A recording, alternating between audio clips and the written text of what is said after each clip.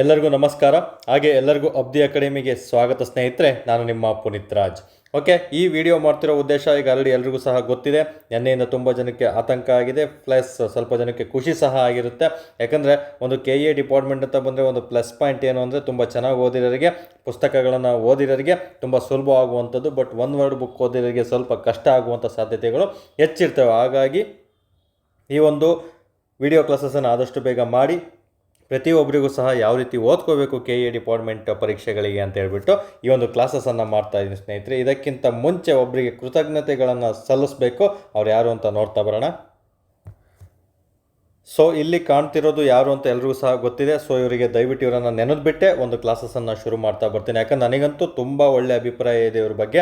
ಯಾಕಂದರೆ ಪ್ರಸನ್ನ ಕುಮಾರ್ ಸರ್ ಆಗಿರ್ತಾರೆ. ಇವ್ರು ಏನು ಇತ್ತೀಚೆಗೆ ಒಂದು ಕರ್ನಾಟಕ ಪರೀಕ್ಷಾ ಪ್ರಾಧಿಕಾರ ಇದ್ದಾರೆ, ಅದರ ಪ್ರಸ್ತುತ ನಿರ್ದೇಶಕರಾಗಿರ್ತಾರೆ ಸ್ನೇಹಿತರೆ. ಮತ್ತು ಉತ್ತಮ ನಿರ್ದೇಶಕರಂತಲೇ ಹೇಳ್ತಾ ಬರ್ಬೋದು. ಎಲ್ಲ ಒಂದು ಪರೀಕ್ಷೆ ನಡೆಸುವಂತಹ ಒಂದು ಇಲಾಖೆಗಳಲ್ಲಿ ಇಂಥ ಒಬ್ಬರು ನಿರ್ದೇಶಕರಿದ್ದರೆ ಬಡ ಅಭ್ಯರ್ಥಿಗಳ ಪರ ಯಾವಾಗಲೂ ಇದ್ದೇ ಇರ್ತಾರೆ. ಬಡ ಅಭ್ಯರ್ಥಿಗಳಿಗೆ 100% ಉದ್ಯೋಗ ಸಿಕ್ಕೇ ಸಿಗುತ್ತೆ. ಸೊ ಈ ವ್ಯಕ್ತಿ ಮುಂಚೆ ಇವ್ರ ಬಗ್ಗೆ ನನಗೆ ಅಷ್ಟೊಂದು ಗೊತ್ತಿರಲಿಲ್ಲ, ಬಟ್ ಇವರು ಈ ಇಲಾಖೆಗೆ ಬಂದು ಸೇರ್ಕೊಂಡೋಗ್ಲಿ ಇವ್ರ ಬಗ್ಗೆ ಗೊತ್ತಿದ್ದು. ತುಂಬ ಕ್ವಾಲಿಟಿ ಆಗಿರುವಂತಹ ಒಂದು ಪೇಪರನ್ನು ಕೊಡ್ತಾ ಬರ್ತಾರೆ ಇವರು. ಪ್ಲಸ್ ತುಂಬ ಒಳ್ಳೆ ಕಂಟೆಂಟ್ ಇರುವಂತಹ ಪ್ರಶ್ನೆ ಪತ್ರಿಕೆ ಕೊಡ್ತಾರೆ ಅಂತ ನಾನು ಸಹ ಭಾವಿಸ್ತಾ ಇದ್ದೀನಿ. ಪ್ಲಸ್ ನನಗೆ ಅದು ತುಂಬ ಖುಷಿಯಾಗಿದೆ. ಯಾಕಂದರೆ ಚೆನ್ನಾಗಿ ಓದಿರೋರು, ಡೆಪ್ತಾಗಿ ಓದಿರೋರು ಮಾತ್ರ, ಕಷ್ಟಪಟ್ಟರು ಮಾತ್ರ ಪಾಸ್ ಆಗಬೇಕು ಸ್ನೇಹಿತರೆ. ಆವಾಗಲೇ ಅವು ಓದಿರುವಂತಹ ಅಭ್ಯರ್ಥಿಗಳಿಗೆ ಉಪಯೋಗ ಆಗ್ತಾ ಬರ್ತದೆ. ಒಂದು ನೆಕ್ಸ್ಟ್ ಇವರು ಮಾಡುವಂತಹ ಕಾರ್ಯಗಳಿಗೆ ಆಲ್ರೆಡಿ ಗೊತ್ತಿದೆ. ಒಂದು 5 ಆಪ್ಷನ್ಗಳನ್ನು ಕೊಟ್ಟಿದ್ದಾರೆ. ಅದು 5 ಆಪ್ಷನ್ ಏನಕ್ಕೆ ಕೊಟ್ಟಿದ್ದಾರೆ ಅಂತಲೂ ಸಹ ಯೂಟ್ಯೂಬ್ ಲಿಂಕನ್ನು ಕಳಿಸಿದ್ವಿ. ಅವರು ಕಂಪ್ಲೀಟಾಗಿ ಮಾಹಿತಿಯನ್ನು ತಿಳಿಸ್ಕೊಟ್ಟಿದ್ದಾರೆ. ಆ ಯೂಟ್ಯೂಬನ್ನು ಕ್ಲೀನಾಗಿ ಕೇಳಿಸ್ಕೊಂಡು ಅಪ್ಲಿಕೇಶನನ್ನು ಹಾಕ್ತಾ ಬರಬೇಕಾಗುತ್ತೆ. ಪ್ಲಸ್ ಎಕ್ಸಾಮಲ್ಲಿ ಅಷ್ಟು 5 ಆಪ್ಷನ್ ಏನಕ್ಕೆ ಕೊಟ್ಟಿದ್ದಾರೆ ಅಂತಲೂ ಸಹ ನೀವು ಈಗಲೇ ತಿಳ್ಕೊಬೇಕಾಗುತ್ತೆ. ಅವರೇ ಖುದ್ದಾಗಿ ವಿಡಿಯೋ ಮಾಡಿ ಎಷ್ಟು ಕ್ಲಾರಿಟಿ ಕೊಟ್ಟಿದ್ದಾರೆ ನೋಡಿ. ಎಷ್ಟು ಒಳ್ಳೆ ಅಂದರೆ ಇಫ್ ಇನ್ ಕೇಸ್ ಅವ್ರು ಏನು ವಿಡಿಯೋ ಮಾಡಿ ಕ್ಲಾರಿಟಿ ಕೊಟ್ಟಿಲ್ಲ ಅಂದರೆ ನಮಗೆ ಎಕ್ಸಾಮ್ ಮುಗಿಯೋವರೆಗೂ ಏನಪ್ಪ ಇದು ಅನ್ನೋದೇ ಗೊಂದಲ ಇರೋದು. ಬಟ್ ಅವ್ರು ಎಷ್ಟು ತಾಳ್ಮೆಯಿಂದ ಜಾಣ್ಮೆಯಿಂದ ಕ್ಲೀನಾಗಿ ಎಲ್ರಿಗೂ ಅರ್ಥ ಆಗೋ ಥರ ತಿಳಿಸ್ಕೊಟ್ಟಿದ್ದಾರೆ. ಹಾಗಾಗಿ ಇವರಿಗೆ ಕೃತಜ್ಞತೆಗಳನ್ನು ಸಲ್ಲಿಸ್ತಾ ಇದ್ದೀನಿ. ಅದರಲ್ಲೂ ಬಡವರ ಪರ 1 ವರ್ಷದಿಂದ ಆಲ್ಮೋಸ್ಟ್ ಸೆಪ್ಟೆಂಬರ್ ಅಂತ ಬಂದರೆ 1 ವರ್ಷದಿಂದ ಕಾಯ್ತಾ ಕೂತಿದ್ದು ಎಷ್ಟೋ ಜನ ಬಡ ಅಭ್ಯರ್ಥಿಗಳು ಧಾರವಾಡ, ಬೆಳಗಾಂ ಆಗಿರ್ಬೋದು, ಬಿಜಾಪುರ ಆಗಿರ್ಬೋದು, ಮೈಸೂರು ಆಗಿರ್ಬೋದು ಮತ್ತು ಬೆಂಗಳೂರಲ್ಲಿ ತುಂಬ ಜನ ಅಭ್ಯರ್ಥಿಗಳು ಸ್ಟಡಿ ಹಬ್ ಅಂತ ಏನು ಕರಿತೀವಿ ಅಲ್ಲೆಲ್ಲ ಓದ್ತಾ ಇದ್ದಾರೆ. ಮತ್ತು ಇತರೆ ಮನೇಲಿ ಕೂತ್ಕೊಂಡು ಗೃಹಿಣಿಯರು ಪಾರ್ಟ್ ಟೈಮ್ ಕೆಲಸ ಮಾಡ್ಕೊಂಡೆಲ್ಲ ಓದ್ತಾ ಇದ್ದಾರೆ ಎಷ್ಟೋ ಜನ ಸ್ಟೂಡೆಂಟ್ಸ್. ಹಾಗಾಗಿ ಅಂತರ ಪರವಾಗಿ ಮೊದಲು ನಿಂತಹ ವ್ಯಕ್ತಿ ಇವರೇ ಆಗಿರ್ತಾರೆ ಸ್ನೇಹಿತರೆ. ಆದಷ್ಟು ಬೇಗ ನೋಡಿ, ಇನ್ನೂ ಒಳ ಮೀಸಲಾತಿ ಸ್ವಲ್ಪ ಅದು ಇದು ಇಶ್ಯೂ ಇದೆ, ಪ್ಲಸ್ ಏನೋ ಚೇಂಜಸ್ ಮಾಡೋದು ಇದೆ. ಬಟ್ ಆದರೂ ಇವರು ಎಲ್ಲ ಆಗಿದೆ, ಅದರಿಂದ ಏನು ನಮಗೆ ತೊಂದರೆ ಆಗಲ್ಲ. ಇವಾಗಲೇ ನೋಟಿಫಿಕೇಶನ್ ಮಾಡೋಣ ಕಾಯ್ತಾ ಇದ್ದಾರೆ ಅಂತ ಹೇಳ್ಬಿಟ್ಟು ಬಡವರ ಪರ ಇದ್ದಂತಹ ವ್ಯಕ್ತಿ ಪ್ರಸನ್ನ ಕುಮಾರ್ ಸರ್ ಆಗಿರ್ತಾರೆ. ಹಾಗಾಗಿ ಇವರನ್ನು ನೆನೆದು ನನಗಂತೂ ತುಂಬ ಖುಷಿ ಆಗ್ತಾ ಇದೆ. ಇವ್ರು ನೋಡ್ತಾ ಇದ್ರೆ ಇಂಥ ವ್ಯಕ್ತಿಗಳು ನಮಗೆ ಸಿಕ್ಕಲ್ಲಿ ಖಂಡಿತ ಬಡವರ ಪರ ಇದ್ದೇ ಇರ್ತಾರೆ.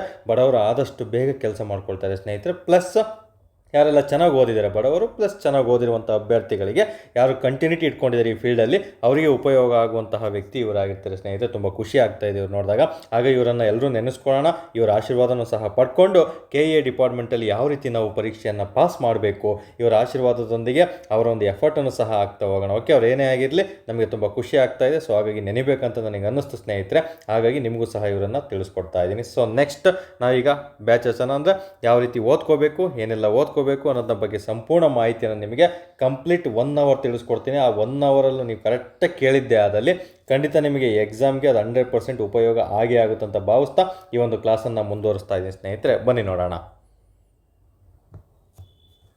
ಓಕೆ, ನಿಮಗೆ ಆಲ್ರೆಡಿ ಹೇಳಿದಾಗೆ ಇವಾಗ ಸದ್ಯಕ್ಕೆ ಮೊದಲನೇದು ನೋಡ್ತಾ ಬರೋಣ. KA ಪ್ರೆಸೆಂಟ್ ನೋಟಿಫಿಕೇಷನ್ಸ್ ಎಲ್ಲ ಯಾವೆಲ್ಲ ಇದೆ ಅಂತ ಒಂದು ಫಸ್ಟ್ ಟಾಪಿಕಲ್ಲಿ ತಿಳಿಸ್ಕೊಡ್ತೀನಿ. ಫಸ್ಟ್ ಕಂಟೆಂಟಲ್ಲಿ ಅಂದರೆ ಈ ವಿಡಿಯೋ ಫುಲ್ ಏನು ಒಳಗೊಂಡಿರುತ್ತೆ. ಯಾಕಂದರೆ ನೀವು ಏನೇ ಮಾಡಿ ಜೀವನದಲ್ಲಿ, ಕಾಂಪಿಟೇಟಿವ್ ಫೀಲ್ಡೇ ಅಂತಲ್ಲ, ಜೀವನದಲ್ಲಿ ನೀವೇನು ಮಾಡ್ತಾ ಇದ್ದೀರಾ, ಬಿಸ್ನೆಸ್ ಮಾಡ್ತಾ ಇದ್ದೀರಾ, ಓದ್ತಾ ಇದ್ದೀರಾ, ಅಥವಾ ಏನಾದರೂ ಬೇರೆ ಏನಾದರೂ ಥಿಂಕ್ ಮಾಡ್ತಾ ಇದ್ದೀರಾ, ಫಸ್ಟ್ ನಾವು ಪ್ರೆಸೆಂಟ್ ಏನಾಗಿದ್ದೀವಿ ಅನ್ನೋದನ್ನ ನಾವು ಪ್ರತಿದಿನ ಎದ್ದು ಕ್ವಶನ್ ಮಾಡ್ಕೋಬೇಕು. ಹೋದ ತಕ್ಷಣ ಬೆಳಿಗ್ಗೆ ಎದ್ದು history, polity, geography, science, economics books ತಗೊಂಡು ಓದೋದಲ್ಲ ಸ್ನೇಹಿತರೆ. ಎಸ್, ನಾನೀಗ ಕೂತ್ಕೊಳ್ತಾ ಇದ್ದೀನಿ, ನಾನು ಏನಕ್ಕೆ ಬಂದಿದ್ದೆ, ನನ್ನ ಗುರಿ ಏನು, ನನ್ನ ಉದ್ದೇಶ ಏನು, ನನಗೆ ಎಷ್ಟು ಪ್ರಾಬ್ಲಮ್ಗಳಿದ್ದಾವೆ, ಆ ಪ್ರಾಬ್ಲಮ್ನ ಯಾವ ರೀತಿ ಸಾಲ್ವ್ ಮಾಡ್ಕೋಬೇಕಂತ ಪ್ರತಿದಿನ ನೆನಪು ಮಾಡ್ಕೋಬೇಕು. ಆಗಿದ್ದಲ್ಲಿ ಮಾತ್ರ ಅವತ್ತಿನ ದಿನ ಪ್ರೊಡಕ್ಟಿವಿಟಿಯಾಗಿ ನೀವು ಓದ್ತಾ ಬರ್ತೀರಿ. ಎದ್ದ ತಕ್ಷಣ ಹೋಗಿ ಯಾವುದೋ ಒಂದು ಬುಕ್ ಇಟ್ಕೊಂಡು ಸುಮ್ಮನೆ ಬ್ಲ್ಯಾಂಕಾಗಿ ಕೂತ್ಕೊಂಡು ಓದೋದಲ್ಲ. ಇದನ್ನು ಇವತ್ತಿಂದ ನೀವು ಪಾಲನೆ ಮಾಡಲೇಬೇಕಾಗುತ್ತೆ. ಸೊ ನಾನು ಯಾವತ್ತೂ ಏನೇ ಮಾಡಿದ್ರೂ ಈ ರೀತಿ ತೊಗೊಳ್ತಾ ಬರ್ತೀನಿ. KA ಪ್ರೆಸೆಂಟ್ ನೋಟಿಫಿಕೇಷನ್ ಏನಿದೆ ಅಂತ ಫಸ್ಟ್ ತಿಳಿಸ್ಕೊಡ್ತಾ ಬರ್ತೀನಿ. ಸೆಕೆಂಡ್, ಫ್ಯೂಚರ್ ನೋಟಿಫಿಕೇಷನ್ KA ಡಿಪಾರ್ಟ್ಮೆಂಟಿಂದ ಯಾವುದೆಲ್ಲ ಆಗ್ತವೆ. KPSC ಇದ್ದಾವೆ, ಬಟ್ KPSC ಕೆಲವೊಂದು ಹುದ್ದೆಗಳು ಇಲ್ಲಿ ಕೊಡುವಂಥ ಚಾನ್ಸಸ್ ಇದೆ ಅಂತ ಹೇಳ್ತಾ ಇದ್ದಾರೆ. ಸೊ ಅದು ಯಾವೆಲ್ಲ ಹುದ್ದೆಗಳಂತಲೂ ಸಹ ತಿಳಿಸ್ಕೊಡ್ತಾ ಬರ್ತೀನಿ. ನೆಕ್ಸ್ಟ್, ಬುಕ್ ಲಿಸ್ಟ್ ಮತ್ತು ಇಂಪಾರ್ಟೆಂಟ್ ಟಾಪಿಕ್ಸ್. ಕೇವಲ ಬುಕ್ ಲಿಸ್ಟ್ ಎಲ್ಲರ ಹತ್ರನೂ ಸಹ ಇರುತ್ತೆ, ಬಟ್ ಕೆ ಎಗಂತಲೇ ಇಂಪಾರ್ಟೆಂಟ್ ಸ್ಪೆಸಿಫಿಕ್ಕಾಗಿ ಯಾವೆಲ್ಲ ಟಾಪಿಕ್ಗಳನ್ನು ನೀವು ಕಡ್ಡಾಯವಾಗಿ ಓದಿರ್ಬೇಕು. ನೋಡಿ, ಎಲ್ಲ ಬುಕ್ಗಳನ್ನು ಓದಿರಬೇಕು.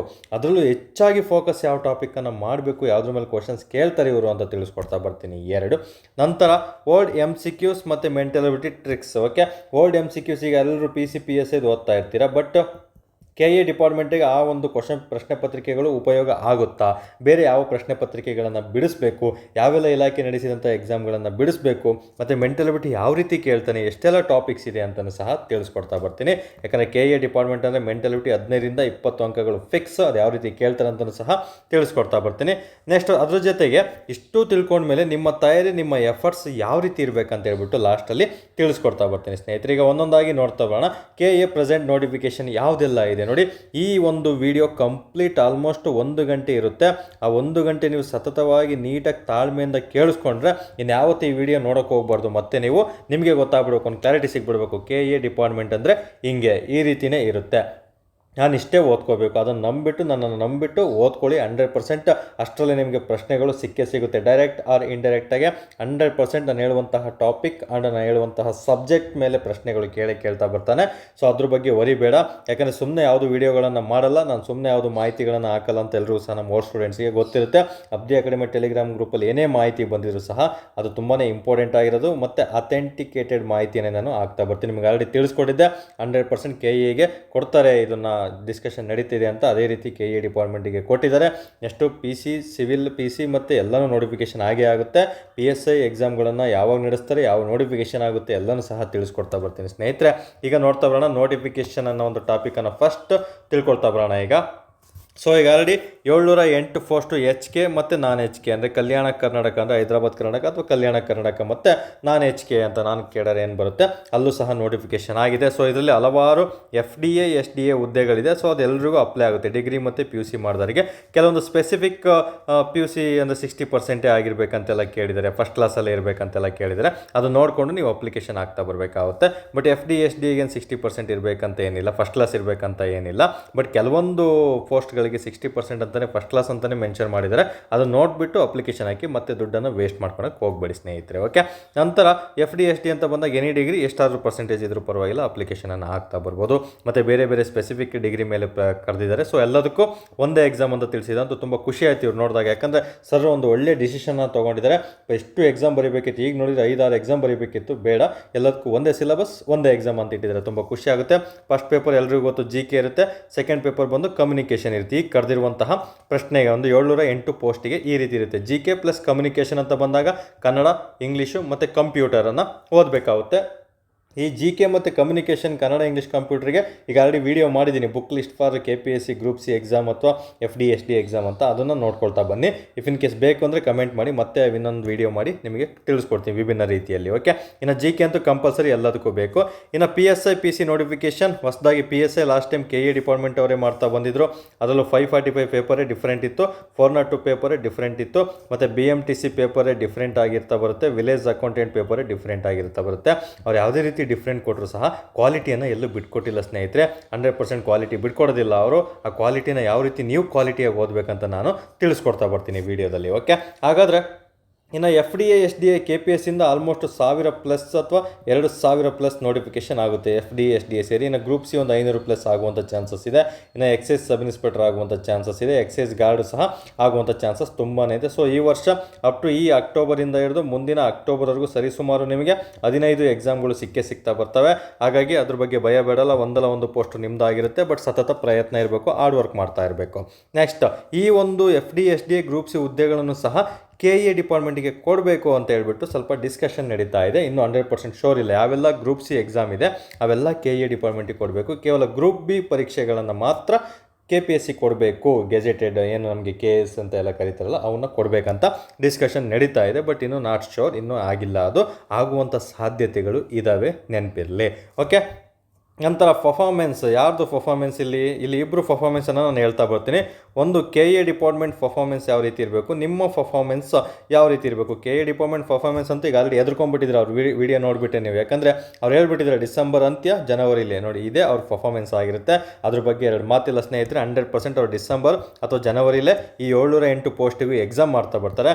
ಇನ್ನು PC ಅಂತೂ ಆಲ್ಮೋಸ್ಟ್ ಈಗ ಗೆಜೆಟೆಡ್ ಆಗಿದೆ, ಅದೊಂದು ನೋಟಿಸ್ ಕಳಿಸ್ತಾರೆ, ಮತ್ತು ರೋಸ್ಟರಿಂದ ಎಲ್ಲ ಎಕ್ಸಿಕ್ಯೂಟ್ ಮಾಡಿ ಯಾವ್ಯಾವ ಪೋಸ್ಟ್ ಎಷ್ಟು ಜನಕ್ಕೆ ಹೋಗ್ಬೇಕಂತ ಡಿಸೈಡ್ ಮಾಡಿ ಇನ್ನು ವಿತಿನ್ 10 to 15 ಡೇಸ್ ಒಳಗಡೆ KA ಡಿಪಾರ್ಟ್ಮೆಂಟಿಗೆ ಕಳಿಸ್ಕೊಡ್ತಾರೆ. ನೆಕ್ಸ್ಟ್ KA ಅಪ್ಲಿಕೇಶನನ್ನು ಬಿಡ್ತಾ ಬರುತ್ತೆ.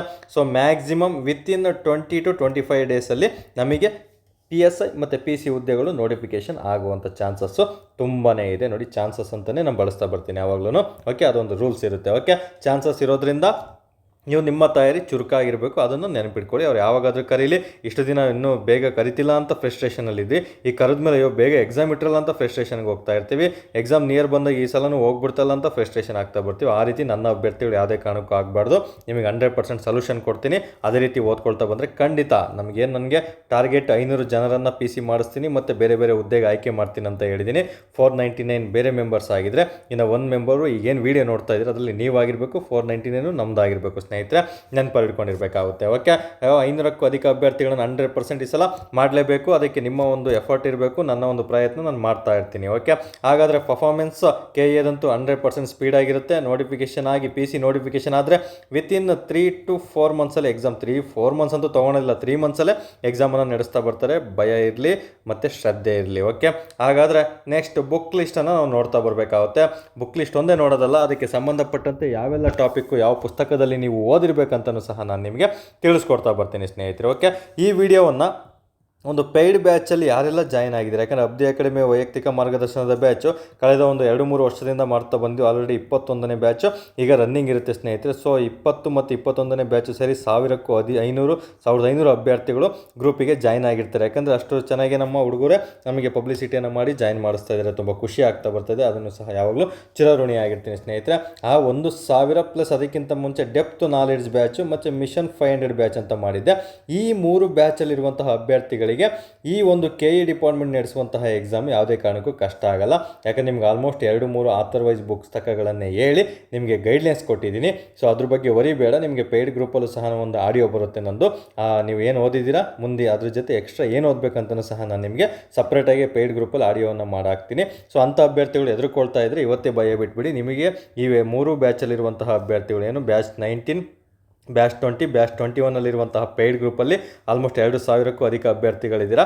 ಆ ಗ್ರೂಪಲ್ಲಿರುವಂಥ ಅಭ್ಯರ್ಥಿಗಳು ಭಯ ಪಡ್ಕೊಳ್ಳೋಂಥ ಅವಶ್ಯಕತೆ ಇಲ್ಲ. ನಿಮಗೆ ಏನು ಬೇಕು ಎಲ್ಲನೂ ಸಹ ನಾನು ನಿಮಗೆ ತಿಳಿಸ್ಕೊಟ್ಟಿದ್ದೀನಿ. ಯಾಕಂದ್ರೆ ತುಂಬ ಜನ ಇವತ್ತು ಮೆಸೇಜ್ ಕಾಲ್ ಮಾಡಿದ್ದೀರಾ. ಸೊ ಅದ್ರ ಬಗ್ಗೆ ವರಿಬೇಕಾಗಿಲ್ಲ ಸ್ನೇಹಿತರೆ. ಓಕೆ, ನಾನು ಏನು ಹೇಳಿದ್ದೀನಿ ಅದ್ರ ಜೊತೆ ಎಕ್ಸ್ಟ್ರಾ ಓದಬೇಕು, ಅದೇನಂತ ನಿಮಗೆ ತಿಳಿಸ್ಕೊಡ್ತೀನಿ, ಗ್ರೂಪಲ್ಲಿ ಅಪ್ಲೋಡ್ ಮಾಡ್ತೀನಿ. ಓಕೆ, ನಂತರ ತುಂಬ ಜನ ಅಭ್ಯರ್ಥಿಗಳು ಹೊಸ ಬ್ಯಾಚಿಗೆ ಬಗ್ಗೆ ಕೇಳ್ತಾ ಇದ್ದಾರೆ. ನನಗೆ ಹೊಸ ಬ್ಯಾಚ್ ಮಾಡುವಂತಹ ಉದ್ದೇಶ ಇನ್ನೂ ಯಾವ ರೀತಿ ಮಾಡಬೇಕು, ಯಾವ ಬ್ಯಾಚ್ ಮಾಡಬೇಕು ಅಂತ ಪ್ಲ್ಯಾನ್ ಮಾಡ್ಕೊಂಡಿಲ್ಲ. ತುಂಬ ಕಾಲ್ಸ್, ತುಂಬ ಮೆಸೇಜಸ್ ಯಾವ್ದು ಬರುತ್ತೆ ಖಂಡಿತ ಆ ಬ್ಯಾಚನ್ನು ನಾನು ನಿಮಗೆ ಶುರು ಮಾಡ್ತಾ ಬರ್ತೀನಿ ಸ್ನೇಹಿತರೆ. ಬಟ್ ಒಂದಂತೂ ತಿಳ್ಕೊಳ್ಳಿ, ಬ್ಯಾಚ್ ಅಂತೂ 100% ಶುರು ಆಗುತ್ತೆ. ಅದು ಯಾವ ರೀತಿ ಬ್ಯಾಚ್ ಇರುತ್ತೆ, ಬಟ್ ಈ ರೀತಿ ಅಂತೂ ವಿಭಿನ್ನವಾಗಿರುತ್ತೆ. ಯಾಕಂದರೆ KA ಡಿಪಾರ್ಟ್ಮೆಂಟಿಗೆ ಕೊಟ್ಟಿರೋದ್ರಿಂದ ನನ್ನ ಸ್ಟ್ರಾಟಜಿನೂ ಸಹ 100% KA ಡಿಪಾರ್ಟ್ಮೆಂಟಿಗೆ ಕೊಡ್ತೀನಿ. ಅದೇ ರೀತಿಯೇ ಪ್ರಶ್ನೆ ಪತ್ರಿಕೆಗಳಲ್ಲಿ ನಿಮಗೆ ಪ್ರಶ್ನೆಗಳನ್ನು ಕೇಳ್ತಾರೆ ಅವರು, ಅದ್ರ ಬಗ್ಗೆ ವರಿಬೇಕಾಗಿಲ್ಲ. ಅದಕ್ಕೆ ಸಂಪೂರ್ಣ ಗೈಡ್ಲೈನ್ಸ್ ಬ್ಯಾಚನ್ನು ನಾನು ಆದಷ್ಟು ಬೇಗನೆ ಶುರು ಮಾಡ್ತಾ ಬರ್ತೀನಿ. ಬ್ಯಾಚ್ ಅಂತೂ ಶುರು ಮಾಡಲ್ಲ ಅಂತ ಹೇಳ್ತಿಲ್ಲ, ಆದಷ್ಟು ಬೇಗ ಶುರು ಮಾಡ್ತಾ ಬರ್ತೀನಿ. ಮೆಸೇಜಸ್ ಕಾಲ್ಸು ತುಂಬ ಬರ್ತಾ ಇದೆ. ಸೊ ದಯವಿಟ್ಟು ಒಂದು 2-3 ಡೇಸ್ ಸಹಕರಿಸಿ. ಯಾವ ಥರ ಬ್ಯಾಚ್ ಮಾಡಬೇಕು KAಗೆ ಅಂತ ಹೇಳ್ಬಿಟ್ಟು ನಾನು ನಿಮಗೆ ಎಲ್ಲ ಥರ ತಯಾರಿ ನಡೆಸಿ ಪ್ರಿಪೇರ್ ಆಗಿಬಿಟ್ಟು ನಿಮಗೊಂದು ಬ್ಯಾಚ್ ಮಾಡಿಕೊಡ್ತೀನಿ. ಎಲ್ರಿಗೂ ಸಹ ಅದು ಉಪಯೋಗ ಆಗಬೇಕು. PCಗೂ ಉಪಯೋಗ ಆಗಬೇಕು, PSIಗೂ ಉಪಯೋಗ ಆಗಬೇಕು, ಮತ್ತು 708 ಸೀಟುಗಳಿಗೂ ಆದಷ್ಟು ಬೇಗ ಎಕ್ಸಾಮ್ ಇಟ್ಟಿದ್ದಾರೆ. ಬಟ್ ಒಂದು ಸಲ ಸಿಲೆಬಸ್ ನಿಮಗೆ ಮುಗಿಸ್ಕೊಡೋ ಜವಾಬ್ದಾರಿ ನಾನು ತೊಗೊಳ್ತೀನಿ ಸ್ನೇಹಿತರೆ. ಇನ್ನು PC PSIಗಂತೂ ಇನ್ನೂ ಎಕ್ಸಾಮ್ ಲೇಟ್ ಆಗುತ್ತೆ, ಸ್ವಲ್ಪ ಲೇಟ್ ಆಗುತ್ತೆ, ಜಾಸ್ತಿ ಏನಾಗೋದಿಲ್ಲ. ಜನವರಿ ಎಂಡು ಅಥವಾ ಫೆಬ್ರವರಿಗೆ ಹೋಗುವಂಥ ಚಾನ್ಸಸ್ ಇರುತ್ತೆ. ಸೊ ಹಾಗಾಗಿ ಅವರಿಗೂ ಸಹ ಅಷ್ಟರಲ್ಲಿ 2-3 ಬಾರಿ ರಿವಿಷನ್ ಮಾಡ್ಕೊಳ್ಳೋವಂಥ ಪ್ಲ್ಯಾನು ನಾನು ಎಕ್ಸಿಕ್ಯೂಟ್ ಮಾಡ್ತಾ ಬರ್ತೀನಿ, ಒಂದಿರಲಿ. ಓಕೆ, ಹಾಗಾದರೆ ಬುಕ್ ಲಿಸ್ಟ್ ಯಾಕಂದರೆ ಪೇಯ್ಡ್ ಬ್ಯಾಚ್ ತುಂಬ ಜನ ಕೇಳ್ತಿದ್ರು. ಹಾಗಾಗಿ ನಾನು ಯಾವುದೇ ಒಂದು ಯೂಟ್ಯೂಬಲ್ಲಿ ಯಾವುದೇ ಒಂದು ಕ್ಲಾಸಸ್ಸಲ್ಲಿ ಪೇಯ್ಡ್ ಬಗ್ಗೆ ಎಲ್ಲ ಹೇಳೋಕ್ಕೆ ಹೋಗಲ್ಲ. ಯಾಕಂದರೆ ಅದು ನಿಮ್ಮ ವೈಯಕ್ತಿಕ ಆಗಿರುತ್ತೆ, ನಿಮ್ಮ ಒಂದು ಪರ್ಸ್ನಲ್ ಆಗಿರುತ್ತೆ. ನಾನು ಜಸ್ಟ್ ತುಂಬ ಕಾಲ್ಸು ಮೆಸೇಜಸ್ ಬಂದಿರೋದ್ರಿಂದ ತಿಳಿಸ್ಕೊಟ್ಟೆ ಇಲ್ಲಿ. ಓಕೆ, ಹಾಗಾದರೆ ನಿಮ್ಮ ಸಮಯ ವ್ಯರ್ಥ ಮಾಡೋದು ಬೇಡ. ಈಗ ಡೈರೆಕ್ಟ್ ಇವತ್ತು ಓದ್ಬಿಟ್ಟು ಇವತ್ತು ಸಂಜೆಯಿಂದನೇ ಕುತ್ಕೊಂಡ್ಬಿಡ್ಬೇಕು, ಇವತ್ತು ನೈಟಿಂದ. ಓಕೆ, ಬುಕ್ ಲಿಸ್ಟ್ ಅಂತ ಬಂದಾಗ ಇತಿಹಾಸ ಆರ್ ಮಂಜುನಾಥ್. ಯಾಕಂದರೆ ಆಲ್ಮೋಸ್ಟ್ ಒಂದು ಕಾಂಪಿಟೇಟಿವ್ ಫೀಲ್ಡಲ್ಲಿ ಇವ್ರ ಬುಕ್ಕೆ ಒಂದು 80% ಓಡ್ತಾ ಇದೆ ಸ್ನೇಹಿತರೆ ಇತಿಹಾಸ ಅಂತ ಬಂದಾಗ. ಯಾಕಂದರೆ ಇತಿಹಾಸದಲ್ಲಿ ಆಲ್ಮೋಸ್ಟ್ ಎಲ್ಲ ಒಂದು ಅಂಶಗಳನ್ನು ಕವರ್ ಮಾಡಿರುವಂತಹ ಪುಸ್ತಕ ಅಂತ ಬಂದರೆ ಆರ್ ಮಂಜುನಾಥ್ ಸರ್ ಪುಸ್ತಕ. ಕೆಲವೊಂದು ಟಾಪಿಕ್ಗಳು ತೀರಾ ಡೆಪ್ತಾಗಿ ಕೊಟ್ಟಿದ್ದಾರೆ, ಸೊ ಎಲ್ಲನೂ ಡೆಪ್ತಾಗಿ ಓದಬೇಕಂತ ಏನಿಲ್ಲ. ಬಟ್ ಹಳೆ ಪ್ರಶ್ನೆ ಪತ್ರಿಕೆಗಳನ್ನು ಅನಾಲಿಸಿಸ್ ಮಾಡಿ ಸ್ವಲ್ಪ ಒಂದು ಟೆಚ್ಚನ್ನು ಕೊಟ್ಬಿಟ್ರೆ ಆರ್ ಮಂಜುನಾಥ್ ಸರ್ ಬುಕ್ನ 100% ಇವರಲ್ಲೇ ಎಲ್ಲ ಪ್ರಶ್ನೆಗಳು ಬಂದೇ ಬರ್ತವೆ ನಿಮಗೆ. ಸೊ ಇಲ್ಲಿ ಯಾವುದೇ ಥರ ಯಾರು ಪ್ರಮೋಷನ್ಗಂತ ನನಗೆ ತಿಳಿಸಿರೋದಿಲ್ಲ. ನಾನೇ ಓದಿರುವಂಥ ಪುಸ್ತಕ, ನಾವು ಓದಿ ಪಾಸ್ ಆಗಿರುವಂತಹ ಪುಸ್ತಕಗಳನ್ನೇ ನಾನು ನಿಮಗೆ ತಿಳಿಸ್ಕೊಡ್ತಾ ಬರ್ತೀನಿ. ಕ್ವಾಲಿಟಿ ಇದ್ದರೆ ಮಾತ್ರ ನಾನಿಲ್ಲಿ ಅವ್ರ ಹೆಸರನ್ನು ಮೆನ್ಷನ್ ಮಾಡಿರ್ತೀನಿ, ಅದನ್ನು ನೆನ್ಪಿಟ್ಕೋಬೇಕಾಗುತ್ತೆ ನೀವು. So R Manjunath sir book ಇತಿಹಾಸ ತೊಗೊಂಡ್ಬಿಟ್ರೆ ನಿಮಗೆ ಎಲ್ಲ ಕವರ್ ಆಗುತ್ತೆ. ಅದರಲ್ಲೂ ಏನು ಗೊತ್ತಾ, ಇತಿಹಾಸ ಅಂತ ಬಂದಾಗ ನಿಮಗೆ ಇದರಲ್ಲಿ ಯಾವೆಲ್ಲ ಟಾಪಿಕನ್ನು ತುಂಬ ಇಂಪಾರ್ಟೆಂಟಾಗಿ ಓದಬೇಕು ಅಂತ ನಾನು ನಿಮಗೆ ಆದಷ್ಟು ಬೇಗ ತಿಳಿಸ್ಕೊಡ್ತೀನಿ. ಇದೇ ಒಂದು ವೀಡಿಯೋದಲ್ಲೇ ತಿಳಿಸ್ಕೊಡ್ತಾ ಬರ್ತೀನಿ ಲಾಸ್ಟಲ್ಲಿ. ಸದ್ಯಕ್ಕೆ ಆರ್ ಮಂಜುನಾಥ್ ಸರ್ ಬುಕ್ ಇಲ್ಲ ಸರ್, ಈ ಬುಕ್ ನಾವು ತೊಗೊಂಡಿಲ್ಲ, ನಾನು ಸ್ವಲ್ಪ ಬಡವರಿದ್ದೀನಿ, ನಾನು ಯಾವುದೋ ಬೇರೆ ಬುಕ್ ತೊಗೊಂಡಿದ್ದೀನಿ ಆಥರ್ವೈಸ್ ಅನ್ನೋದಾದರೆ ಪರವಾಗಿಲ್ಲ, ಅದನ್ನು ಕಂಟಿನ್ಯೂ ಮಾಡಿ. ಇಫ್ ಇನ್ ಕೇಸ್ ನಿಮ್ಮ ಹತ್ರ ಇಲ್ಲ ಸರ್ ನಾನು ಈ ಬುಕ್ಕೇ ತೊಗೊಳ್ತೀನಿ ನೀವು ಹೇಳೋದಾದರೆ ಅಂತಂದರೆ ಈ ಪುಸ್ತಕವನ್ನೇ ತೊಗೊಳ್ಳಿ. ಇಲ್ಲ ಸರ್ ನಾನು ಆಲ್ರೆಡಿ ಒಂದು ಬುಕ್ ಇದೆ ಓದ್ತಾ ಇದ್ದೀನಿ ಅಂದರೆ ಪರವಾಗಿಲ್ಲ, ಓದ್ಕೊಳ್ತಾ ಬನ್ನಿ ಸ್ನೇಹಿತರೆ ಅದರಲ್ಲೂ ಸಹ. ಬಟ್ ಎಕ್ಸಾಮ್ ಹಳೆ ಪ್ರಶ್ನೆ ಪತ್ರಿಕೆಗಳನ್ನು ನೋಡಬೇಕು, ಅಲ್ಲಿ ಕೇಳಿರುವಂಥ ಪ್ರಶ್ನೆಗಳು ಆ ಪುಸ್ತಕದಲ್ಲಿ ಇದೆಯಾ ಅಂತ ಗಮನಿಸ್ಬಿಟ್ಟು ಅದನ್ನು ಮುಂದುವರಿಬೇಕು, ಯಾವುದೇದೋ ಓದೋದಲ್ಲ. ಓಕೆ, ಅದೊಂದು ನೆನಪಲ್ಲಿಟ್ಕೊಳ್ಳಿ. ಇನ್ನು ಸದಾಶಿವ ಸರ್ ಬುಕ್ ಇರೋರು 100% ನೀವು ಕಂಟಿನ್ಯೂ ಮಾಡ್ತಾ ಬರ್ಬೋದಾಗುತ್ತೆ. ಸೋಮಪ್ಪ ದುಂಡಿಗೆರೆ ಬುಕ್ ಇರೋರು ಸಹ ನೀವು ಕಂಟಿನ್ಯೂ ಮಾಡ್ತಾ ಬರ್ಬೋದಾಗುತ್ತೆ ಸ್ನೇಹಿತರೆ. ಬಟ್ ನಾನು ಬೆಸ್ಟ್ ರೆಫರೆನ್ಸ್ ಹೇಳೋದು ಆರ್ ಮಂಜುನಾಥ್ ಸರ್ ಬುಕ್ ಅಂತ ನೆನಪಲ್ಲಿ ಇಟ್ಕೋಬೇಕಾಗುತ್ತೆ. ನೆಕ್ಸ್ಟ್ ಬುಕ್ ಲಿಸ್ಟ್ ಅಂತ ಬಂದಾಗ ಬುಕ್ ಲಿಸ್ಟ್ ಆದಮೇಲೆ ಯಾವ್ಯಾವ ಸಬ್ಜೆಕ್ಟಲ್ಲಿ ಏನು ಓದಬೇಕಂತಲೂ ಸಹ ನಾನು ನಿಮಗೆ ತಿಳಿಸ್ಕೊಡ್ತಾ ಬರ್ತೀನಿ. ಓಕೆ, ಫಸ್ಟ್ ಬುಕ್ ಲಿಸ್ಟನ್ನು ನೋಟ್ ಮಾಡಿಟ್ಕೊಳ್ಳಿ, ಸ್ಕ್ರೀನ್ಶಾಟ್ ತೊಗೊಳ್ಳಿ, ಬರ್ದಿಳ್ಕೊಳಕ್ಕೆಲ್ಲ ಹೋಗಬೇಡಿ, ಟೈಮ್ ವೇಸ್ಟ್ ಮಾಡ್ಕೋಬಾರ್ದು. ಇನ್ನು ಮುಂದೆ ಯಾವುದೇ ಕಾರಣಕ್ಕೂ ಬರೆಯೋದೆಲ್ಲ ಇರಬಾರ್ದು, ಓನ್ಲಿ ಮೆದುಳಿಗೆ ಹಾಕೋಣಂಥ ಅಂಶಗಳನ್ನು ಮಾತ್ರ ನೀವು ಡೈಲಿ ಎಕ್ಸಿಕ್ಯೂಟ್ ಮಾಡ್ತಾ ಬರಬೇಕು. ನೋಟಿಫಿಕೇಶನ್ ಯಾವತ್ತಾಗುತ್ತೆ ಅವತ್ತು ನಮ್ಮ ಪೆನ್ ಸ್ಟಾಪ್ ಆಗಬೇಕಾಗುತ್ತೆ, ಮೆದುಳು ನಮ್ಮ ಬ್ರೈನ್ ಅಷ್ಟೇ ಓಡ್ತಾ ಇರಬೇಕು. ಅದನ್ನು ನೆನ್ಪಿಟ್ಕೊಳ್ಳಿ, ಇದು ಕಾಂಪಿಟೇಟಿವಲ್ಲಿ ಸಕ್ಸಸ್ ಆಗುವಂತಹ ಲಕ್ಷಣ ಆಗಿರುತ್ತೆ. ನೀವು ಪೆನ್ ಇಟ್ಟಿದ್ದೀರಾ ಅಂದರೆ ಕೇವಲ ಕರೆಂಟ್ ಅಫೇರ್ಸಿಗೆ ಅಷ್ಟೇ ಪೆನ್ ಇಡಬೇಕಾಗುತ್ತೆ. ಅದು ಕರೆಂಟ್ ಅಫೇರ್ಸ್ ಯಾವುದು ಅವತ್ತಿನ ದಿನದ ಕರೆಂಟ್ ಅಫೇರ್ಸಿಗೆ ಅಷ್ಟೇ ಪೆನ್ ಇಡಬೇಕಾಗುತ್ತೆ, ಯಾವುದಕ್ಕೂ ಇಡಬಾರ್ದು. ಹಳೆ ಕರೆಂಟ್ ಅಫೇರ್ಸ್ ಆಲ್ರೆಡಿ ಓದೋಕ್ಕೆ ರೆಡಿ ಆಗಿರಬೇಕು ನೀವು. ಓಕೆ, ಹಾಗಾದರೆ ಸಂವಿಧಾನ ಅಂತ ಬಂದಾಗ KA ಡಿಪಾರ್ಟ್ಮೆಂಟಲ್ಲಿ 100% ಗಂಗಾಧರ್ ಸರ್ ಬುಕ್ಕಿಂದನೇ ಪ್ರಶ್ನೆಗಳು ಜಾಸ್ತಿ ಬರ್ತವೆ. ಅದು ಯಾವ ರೀತಿ ಪ್ರಶ್ನೆಗಳು ಬರ್ತವೆ ಅಂತ ಹೇಳ್ಬಿಟ್ಟು ಮುಂದೆ ಒಂದೊಂದೇ ಟಾಪಿಕನ್ನೇ ತೊಗೊಳ್ತಾ ಬರ್ತೀನಿ, ಅವಾಗ ಎಕ್ಸ್ಪ್ಲೇನ್ ಮಾಡ್ತಾ ಬರ್ತೀನಿ ಸ್ನೇಹಿತರೆ ಇದೇ ವಿಡಿಯೋದಲ್ಲಿ. ಓಕೆ, ನಂತರ KM ಸುರೇಶ್ ಸರ್ ಬುಕ್ ಇದ್ರೂ ಸಹ ಪರವಾಗಿಲ್ಲ, ಗಂಗಾಧರ್ ಸರ್ ಬುಕ್ ಇದ್ರೂ ಪರವಾಗಿಲ್ಲ, ಇವೆರಡೇ ಇರಬೇಕು. ಓಕೆ, ಅದರಲ್ಲೂ ಗಂಗಾಧರ್ ಸರಲ್ಲಿ 2 ಪುಸ್ತಕಗಳಿದೆ, ಒಂದು ಚಿಕ್ಕ ಬುಕ್ ಇದೆ, ಆ PCPSC ಅಂತ ಚಿಕ್ಕ ಬುಕ್ ಇದೆ, ಆ ಬುಕ್ ಇಲ್ಲಿ ವರ್ಕೌಟ್ ಆಗಲ್ಲ KA ಡಿಪಾರ್ಟ್ಮೆಂಟಿಗೆ. ಕಂಪ್ಲೀಟ್ ಗಂಗಾಧರ್ ಸರ್ ಬುಕ್ ಓದಿರ್ಬೇಕು, ಇಲ್ಲ ಕಂಪ್ಲೀಟ್ KM ಸುರೇಶ್ ಸರ್ ಬುಕ್ಕೆ ನೀವು ಓದಿರಲೇಬೇಕಾಗುತ್ತೆ, ನೆನಪಲ್ಲಿ ಇಟ್ಕೊಳ್ಳಿ.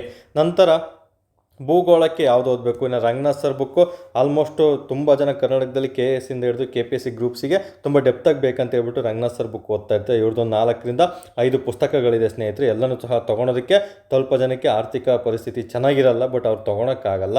ಸೊ ರಂಗನಾಥ್ ಸರ್ ಬುಕ್ಕು ಸಹ ಚೆನ್ನಾಗಿದೆ. ಇನ್ನು ಭೂಗೋಳ ಚೇತನ ಏನು ನನಗೆ ಆರ್ ಮಂಜುನಾಥ್ ಸರ್ ಹೇಳಿದಲ್ಲ, ಅವ್ರ ತಮ್ಮ ಬರೆದಿರುವಂತಹ ಪುಸ್ತಕ ಭೂಗೋಳ ಚೇತನ ಪುಸ್ತಕ ಅಂತ, ಇದನ್ನು ಸಹ ತುಂಬ ಚೆನ್ನಾಗೇ ಇದೆ.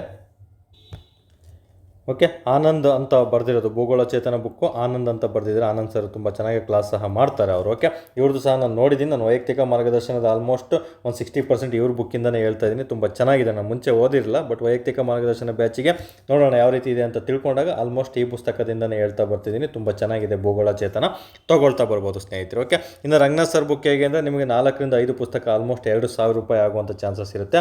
ಅಷ್ಟು ತೊಗೊಳೋದು ಸ್ವಲ್ಪ ಜನಕ್ಕೆ ಕಷ್ಟ ಆಗುತ್ತೆ. ಇವ್ರ ಬುಕ್ಕು ಕೇವಲ 400-500 ರೂಪಾಯಿ ಇದೆ, ಅದರಲ್ಲೂ ಹೊಸ ಎಡಿಷನ್ ಸಹ ಬರ್ತಾ ಇದೆ, ತುಂಬ ಚೆನ್ನಾಗಿ ಬರೆದಿದ್ದಾರೆ. ನೀವು ಇದನ್ನು ನಂಬಿಕೆ ಇಟ್ಟು ಗ್ಯಾರಂಟಿ ಮೇಲೆ ತೊಗೊಳ್ತಾ ಬರ್ಬೋದು ಭೂಗೋಳ ಚೇತನ. ಓಕೆ, ಎರಡರಲ್ಲಿ ನಿಮ್ಮ ಇಷ್ಟ, ನಿಮ್ಗೆ ಯಾವ್ದು ಬೇಕಾದ್ರೂ ತೊಗೊಳ್ಳಿ ಕಂಪ್ಯಾರಿಸನ್ ಮಾಡಿಕೊಂಡು. ನಂತರ ವಿಜ್ಞಾನ ಅಂತ ಬಂದಾಗ ವೆಂಕಟರಮಣ ಸ್ವಾಮಿ ಅವ್ರ ಬುಕ್ಕು ನೀವು ತೊಗೋಬೋದು, VRS ಅಂತ ಶಾರ್ಟ್ ಫಾರ್ಮಲ್ಲಿ ಕರಿತಾ ಬರ್ತೀನಿ. ಓಕೆ, VRS ಬುಕ್ಕನ್ನು ನೀವು ತೊಗೊಳ್ತಾ ಬರ್ಬೋದು. ಇವರು ಸಹ ತುಂಬ ಚೆನ್ನಾಗಿ ಹೆಸರು ಮಾಡಿರುವಂತಹ ವ್ಯಕ್ತಿ ವೆಂಕಟರಮಣ ಸ್ವಾಮಿ. ಅಥವಾ 4G ಸೈನ್ಸು ಚಿಕ್ಕ ಬುಕ್ ಬರುತ್ತೆ, ಚಿಕ್ಕ ಬುಕ್ ತೊಗೊಳಂಗಿಲ್ಲ. ಚಿಕ್ಕ ಬುಕ್ಕಲ್ಲಿ ಕೇವಲ ಜನರಲ್ ಸೈನ್ಸ್ ಮಾತ್ರ ಓದ್ಕೋಬೇಕಾಗುತ್ತೆ, ದೊಡ್ಡ ಬುಕ್ಕಲ್ಲಿ ನೀವು ಕಂಪ್ಲೀಟಾಗಿ ಸೈನ್ಸ್ ಓದ್ಕೋಬೇಕಾಗುತ್ತೆ. VRS ಚೆನ್ನಾಗಿದೆ, 4G ಸೈನ್ಸು ಚೆನ್ನಾಗಿದೆ. ನಾನು ವೈಯಕ್ತಿಕ ಮಾರ್ಗದರ್ಶನ ವೆಂಕಟರಮಣ ಸ್ವಾಮಿಯಿಂದಲೇ ಮಾಡ್ತಾ ಬರ್ತೀನಿ. ಬಟ್ ಇಲ್ಲಿ ಗಮನಿಸಬೇಕು, ನನ್ನ ವೈಯಕ್ತಿಕ ಮಾರ್ಗದರ್ಶನದ ಬ್ಯಾಚ್ ಸ್ಟೂಡೆಂಟ್ಸು ಗಮನಿಸಬೇಕು, ಪ್ಲಸ್ ಹೊಸ ಅಭ್ಯರ್ಥಿಗಳು ಯಾರು ವಿಡಿಯೋ ನೋಡ್ತಾ ಇದ್ದೀರಾ ಅವರು ಸಹ ಗಮನಿಸಬೇಕು. ಈ ಸೈನ್ಸ್ ಜೊತೆಗೆ ವರ್ಕೌಟ್ ಆಗಲ್ಲ KA ಡಿಪಾರ್ಟ್ಮೆಂಟಿಗೆ. ಇದು ಕೇವಲ ಎಲ್ಲನೂ ಕವರ್ ಮಾಡಿರ್ತಾರೆ, ಒಂದು ಆಥರ್ವೈಸ್ ಬುಕ್ ಇಟ್ಕೊಂಡು ಟಾಪಿಕ್ ಇಟ್ಕೊಂಡು. ಬಟ್ ಹೈಸ್ಕೂಲ್ ಬುಕ್ಸ್ ಕಂಪಲ್ಸರಿ, ಇದೊಂದು ಅಡಾಪ್ಟ್ ಮಾಡ್ಕೋಬೇಕು ಎಲ್ಲರೂ. ಯಾರೆಲ್ಲ KA ಡಿಪಾರ್ಟ್ಮೆಂಟಿಗೆ ಓದ್ತಾ ಇದ್ದೀರಾ, ಹೈಸ್ಕೂಲ್ ಬುಕ್ಸಲ್ಲಿ ಸೈನ್ಸನ್ನು ಕಡ್ಡಾಯವಾಗಿ ಬೇಸಿಕ್ ಸೈನ್ಸನ್ನು ನೀವು ಓದಿರಲೇಬೇಕಾಗುತ್ತೆ.